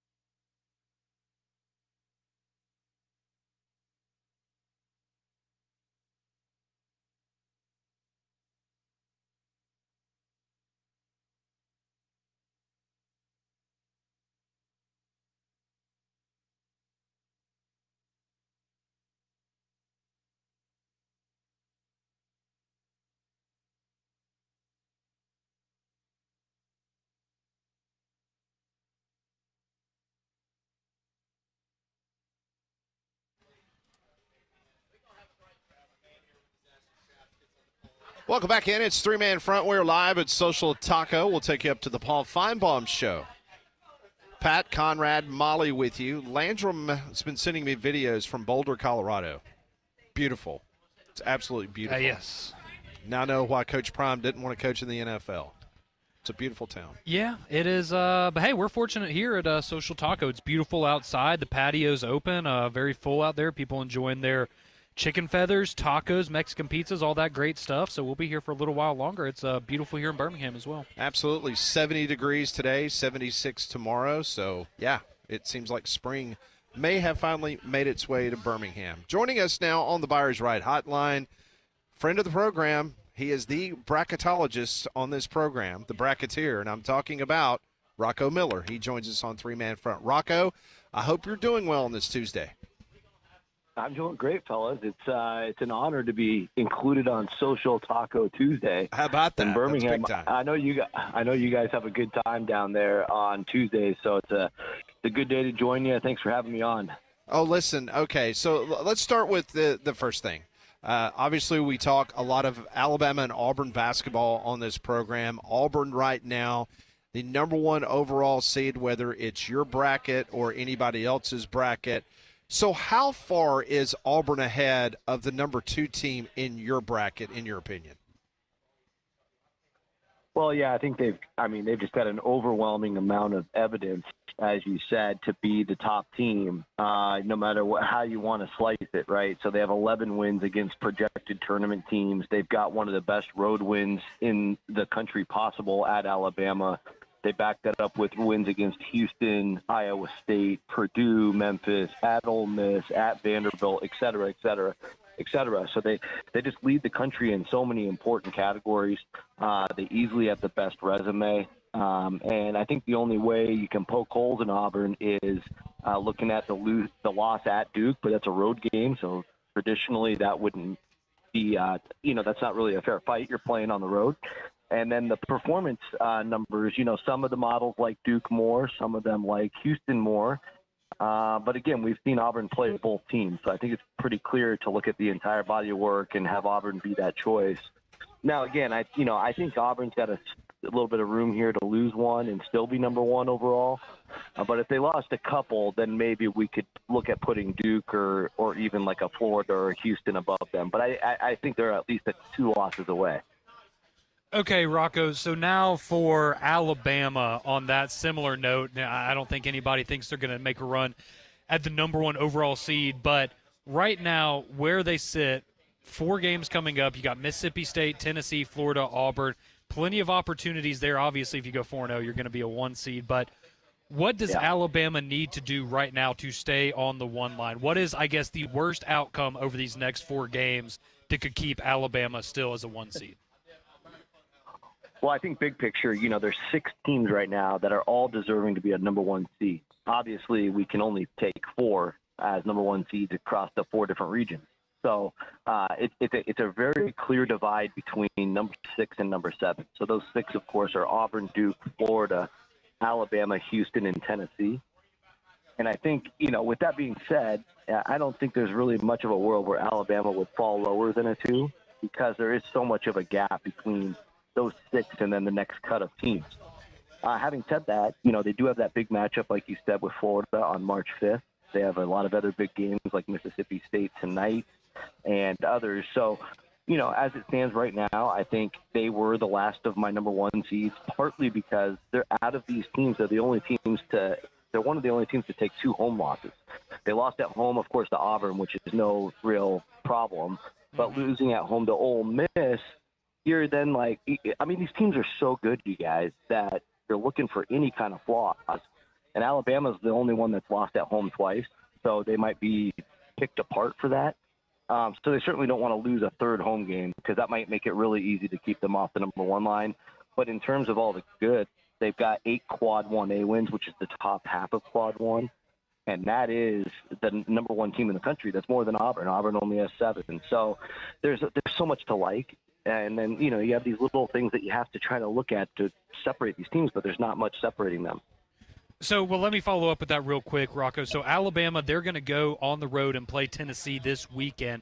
Do you kind of look at that game as all right, whoever wins that game, they're going to be on the 1 line, and whoever loses is going to be on the 2 line, and that's just maybe it's just as simple as that?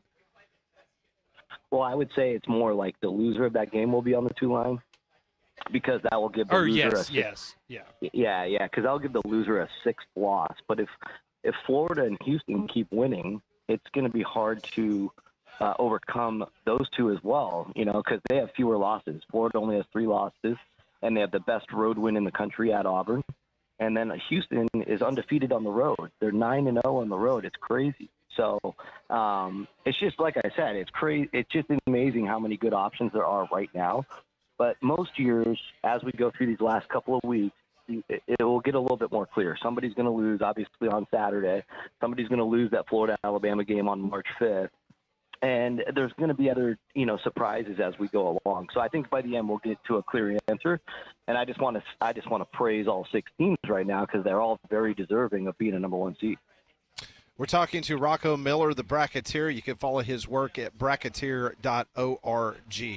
So let me ask you about some bubble teams from the Southeastern Conference. Arkansas got a huge win against Mizzou over the weekend. You had Oklahoma surprising Mississippi State. How do you view those 2 teams right now?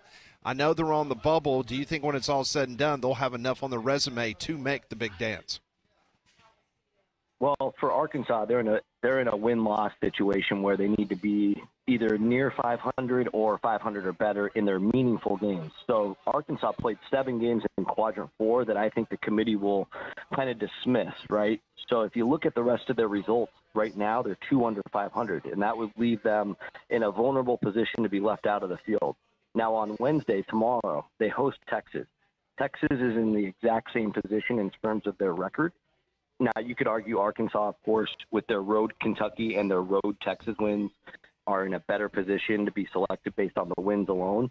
But when you're in the SEC this year, you're going to have good wins. So it's not about the good wins at this point. It's just about, are you a losing team or are you a winning team? And that's just about the overall body of work and how often you actually win games. And so I think that's the biggest fight Arkansas is fighting. I think Arkansas's remaining schedule is in their favor, because they get the home Texas game. They finish with Mississippi State at home, and in between they go to South Carolina and Vanderbilt. So not the craziest of SEC schedules, perhaps maybe the most manageable of all these bubble teams. And so, I still think they need a 3-1 finish. So it's not going to be easy, but it is doable. As for Oklahoma, they're in a whole different bucket, because Oklahoma went 13-0 in non-conference. So that kind of changed the game for them, to where, they are only 4-10 in the league, but their overall body of work tells us they're still a 500 team for their full season once you get rid of the quad 4, like I talked about with Arkansas. So Oklahoma now, they're in a position you could select them still, and I think they just got to go 2-2 down the stretch. Now, for them, they're going to get the opportunity to play Kentucky and Missouri at home, very difficult home games, and they got to go to Ole Miss in Texas. So from a forecasting standpoint, they might go 1-3, and I think if they go 1-3, they're out. So even though they're in a better spot than Arkansas right now, they have such a more difficult path to secure their spot. Rocco, one team, I mean, they're certainly firmly in the NCAA tournament picture, but I was just kind of curious, what do you make of a team like Kentucky, who's had, some really high highs this year? They have, a bunch of wins against ranked opponents. They've been really impressive in that regard, but this is also a team that, it's not far-fetched to think that they're going to have double-digit losses at the end of the regular season at 18-9 right now. What do you make of this Kentucky team that, again, has had some really big wins, but also some duds along the way? Yeah, no, I'm with you guys. I think there's a lot to like, and then there's a lot to kind of pick apart. They've taken their share of home losses at Rupp even as well. So, it's more about what I think the committee is going to do, and that's how I do all my work. I try to take my opinion out of everything and just go off of what the committee's done in the past. I remember an Alabama team not too long ago that had quite a few losses but still got a good seed. I'm trying to remember which year that was off the top of my head. But, I think it was – they got a 6 seed in the 22 season? They took on a ton of losses that year. They had 13 losses, still got a 6 seed. So it's a little bit different. But with Kentucky, we already know the committee had them 10th a couple weekends ago, and that was a little surprising to me. I thought they were somewhere around 12 or 13, so still borderline 3 or 4 seed. But this committee seems to like they're really impressed by the wins. I think that's getting their attention. So as long as Kentucky can just, even if they land with 11 losses at the end, they're at 9 now. I think they'll land at a 3 or a 4 like they currently are. So I think that's where my biggest takeaway is. They do have the road Mississippi State and Tennessee wins. They've got the Duke win. I think it's the Duke win that's really impressing the group. And then even though Gonzaga is lower this year, they're still top 10 in the net. So that's, as a resume standpoint, point of emphasis, they're a top 10 win per the net. So Kentucky's got all that. You can't take that away from them. And, if you're just comparing wins against other teams, Kentucky's probably going to beat you in that comparison. Rocco Miller joins us here on Three Man Front for a few more minutes talking about his latest bracket. You can follow his work at thebracketeer.org. Let me ask you a national question about the bubble. Is this one of the weaker fields you can remember in regards to the teams that are currently on the national bubble? It certainly feels that way. Now, I get that question almost every year, so there's something to it, right? Right. But I think the reason why you're on the bubble in the first place is because you're extremely inconsistent. 1 week you look great, the next week you just totally disappoint. So that's always been a theme, for decades. I've been doing this for, 20-plus years. But I think there's something to be said this year about the larger conferences. Obviously, the SEC 16 teams. The Big Ten is 18. ACC is massive, and the Big 12 is bigger. I think that's creating even more problems within the bubble because these schedules are so different. Like if you had a Louisville schedule in the ACC, it's way different than the schedule that Duke and North Carolina are playing because Louisville finished last place last year. SMU just came into that league, right? And they only got to play the big dogs once each, and they have to play all these teams that ended up being, subpar or worse twice. So they're piling up tons of wins, but it's like, how much does it mean? We don't really know. It doesn't really show strength. And so I think part of the problem is we got to such big conferences due to football that now we're not able to easily separate how good or bad these teams, and there's less and less chances within the league than we used to see before in some of these examples. So I think that's made it more challenging. I do say usually in the bubble, much like I did at the top when we were talking about the 1 seed, these things are going to play themselves out. Somebody's going to step up and get a big win and secure their spot. Other teams are going to really disappoint and play themselves out of it. And I think by the end, we're usually down to just like 5 teams for 2 or 3 spots, and we can usually figure it all out. But yeah, it's very messy right now, and you kind of hold your nose putting some of these teams in. I had to put Indiana and Xavier in yesterday, and I was like very uncomfortable with that because I'm not sure that either of them belong yet. So, Rocco, in terms of the SEC, I asked you this question when you were on with us last time a couple of weeks ago.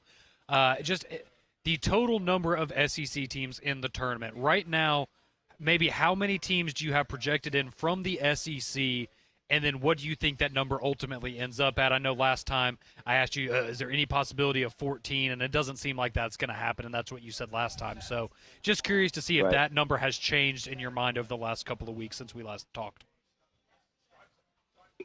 Yeah, I think it's getting a little bit more, narrowed down. I think 11 to 12 seems the most likely, but it could, again, shrink to 10. I think 9 would be worst case scenario, but I don't think that's very likely because so many of these teams are going to play each other. Like we've talked about that final day, Oklahoma plays Texas and Georgia. Georgia's kind of the team that played themselves out. I think a loss tonight, and they would almost have to win every game for the rest of the year if they don't win tonight against Florida. That's a tall task for them. So we're kind of down to 13 as it is. And with that being said, Vanderbilt's playing Georgia on the final day as well. Vanderbilt and Oklahoma seem safer than the last time we talked. But again, I just told you Oklahoma's remaining schedule. Mm-hmm. So they have a tough road to navigate, and they've got to land the plane. You don't want to finish 6-12 even. I'm talking about them landing 6-12 and getting in. It's just it would be unprecedented. Nobody's ever finished in a league 7-11 is the worst ever by Iowa State a couple years ago, and that was in the very strong Big 12. So Yeah, like I think it's still probably going to max out at 11. There's an opportunity for 12, and then I still think there's the chance that the bottom falls out and you land with 10.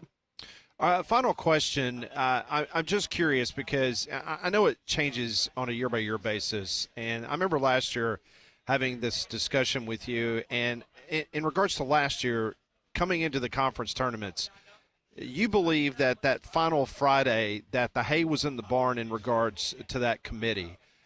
Is that a general feeling every year, or is that just depending on what that tournament field looks like in that particular year? Because we've had that debate a lot that the conference tournaments really don't mean a lot in regards to the seeding of those teams that particularly are going to already make the tournament. I understand an automatic bid is going to get maybe a Cinderella in, but as far as these top seeds like an Alabama, an Auburn, a Florida, does it really matter what you do in that conference tournament?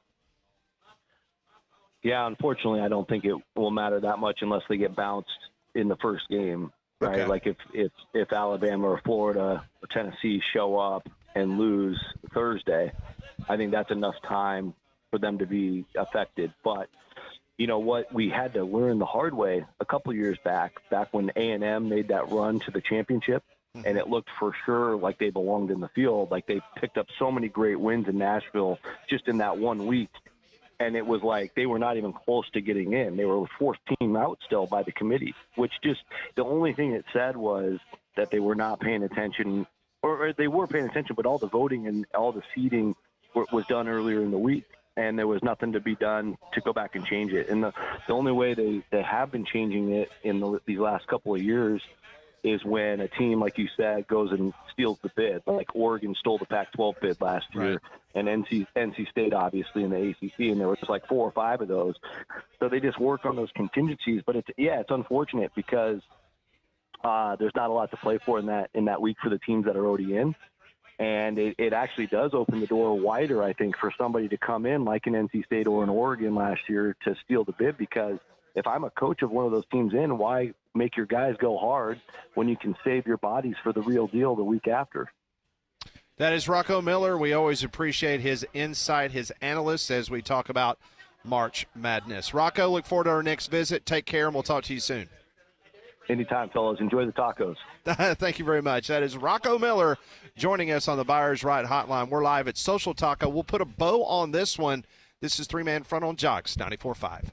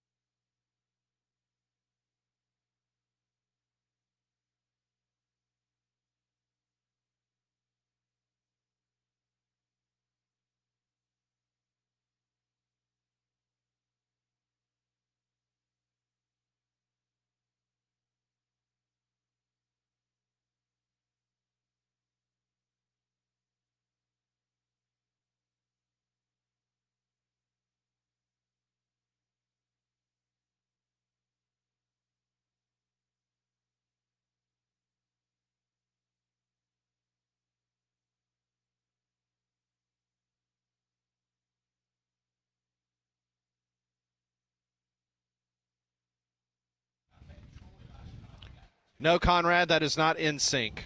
Oh, Backstreet Boys. That is Toto. One Direction. That is funny. Well, we want to appreciate and thank everyone that joined us today live in person here at Social Taco. We always appreciate the great folks that show up here on the Taco Terrace. Mike Griffith, Evie Van Pelt, Mike Rodak, and you just heard Rocco Miller. If you missed any of those interviews, including this last one, Rocco Miller, man, he's incredible. Just brought it. So let's try to finish the show, Conrad. I know we've got some text coming in on the Courtesy GMC text line. Absolutely. A couple minutes left, 205-834-9450. If you have anything you want to chime in about, let's go to Robbie from Hoover. He says, I bet Alabama baseball is glad to be playing a home game tonight with temps above freezing. Roll Tide. Yeah, I would think that would be that would certainly be nice for them coming off that big comeback win over Ohio State on Sunday. Let's see. We have Josh in Huntsville who chimes in. It's ironic how NIL has hurt SEC football as equally as much as it has helped SEC basketball. Huh. It's kind of an interesting thought. I hadn't thought about it that way. Yep. Certainly has helped in the basketball world, and especially with, I think it just helps with the draft. And, you know, there's only 60 guys that get selected in the NBA draft as opposed to, 256 or however many it is in the NFL draft. And, you know, a lot of these guys like Janai Broom, Mark Sears are guys that would have gone to the draft in years prior, and thanks to NIL, they were able to stay another year. Let's see. Someone chimes in. Did y'all have Brian Edwards on today? No, he will be on with us tomorrow 10:45. at 10:45. Yes, he is on with us every Wednesday here on the show.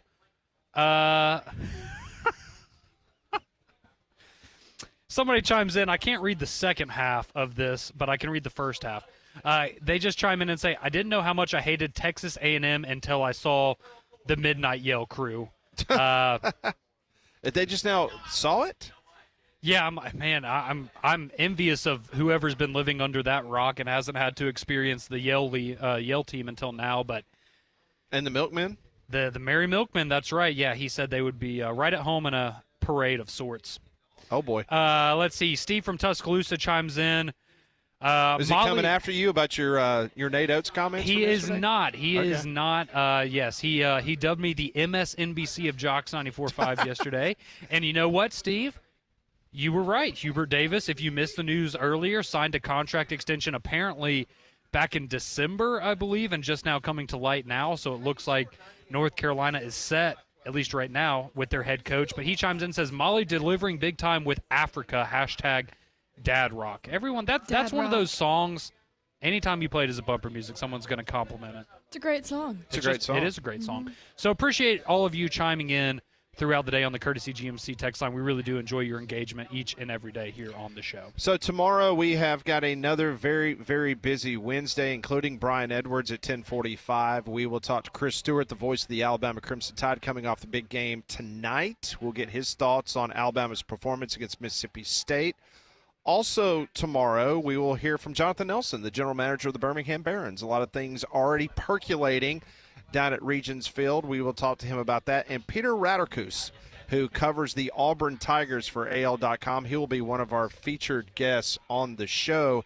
And we'll also follow this developing story out of Dallas, Texas, as they got about 2 hours left to go in their meetings at the college football playoff. Yep, I know.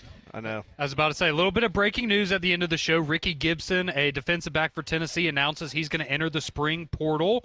A Trustful native. You're very familiar with him, Pat. I am very familiar with Ricky. Ricky is a outstanding DB for us, and he played for Tennessee this previous year. But we will recap what's going on in Dallas tomorrow. The Big Ten and the SEC, they want straight seeding for the 2025 season. We'll see if it gets to a vote and see how it goes. We'll discuss that and much more. From Molly Robinson, Conrad Van Order, I'm Pat Smith. For Landrum Roberts, off on assignment in Boulder, Colorado. This is Three Man Front. Paul Feinbaum is next.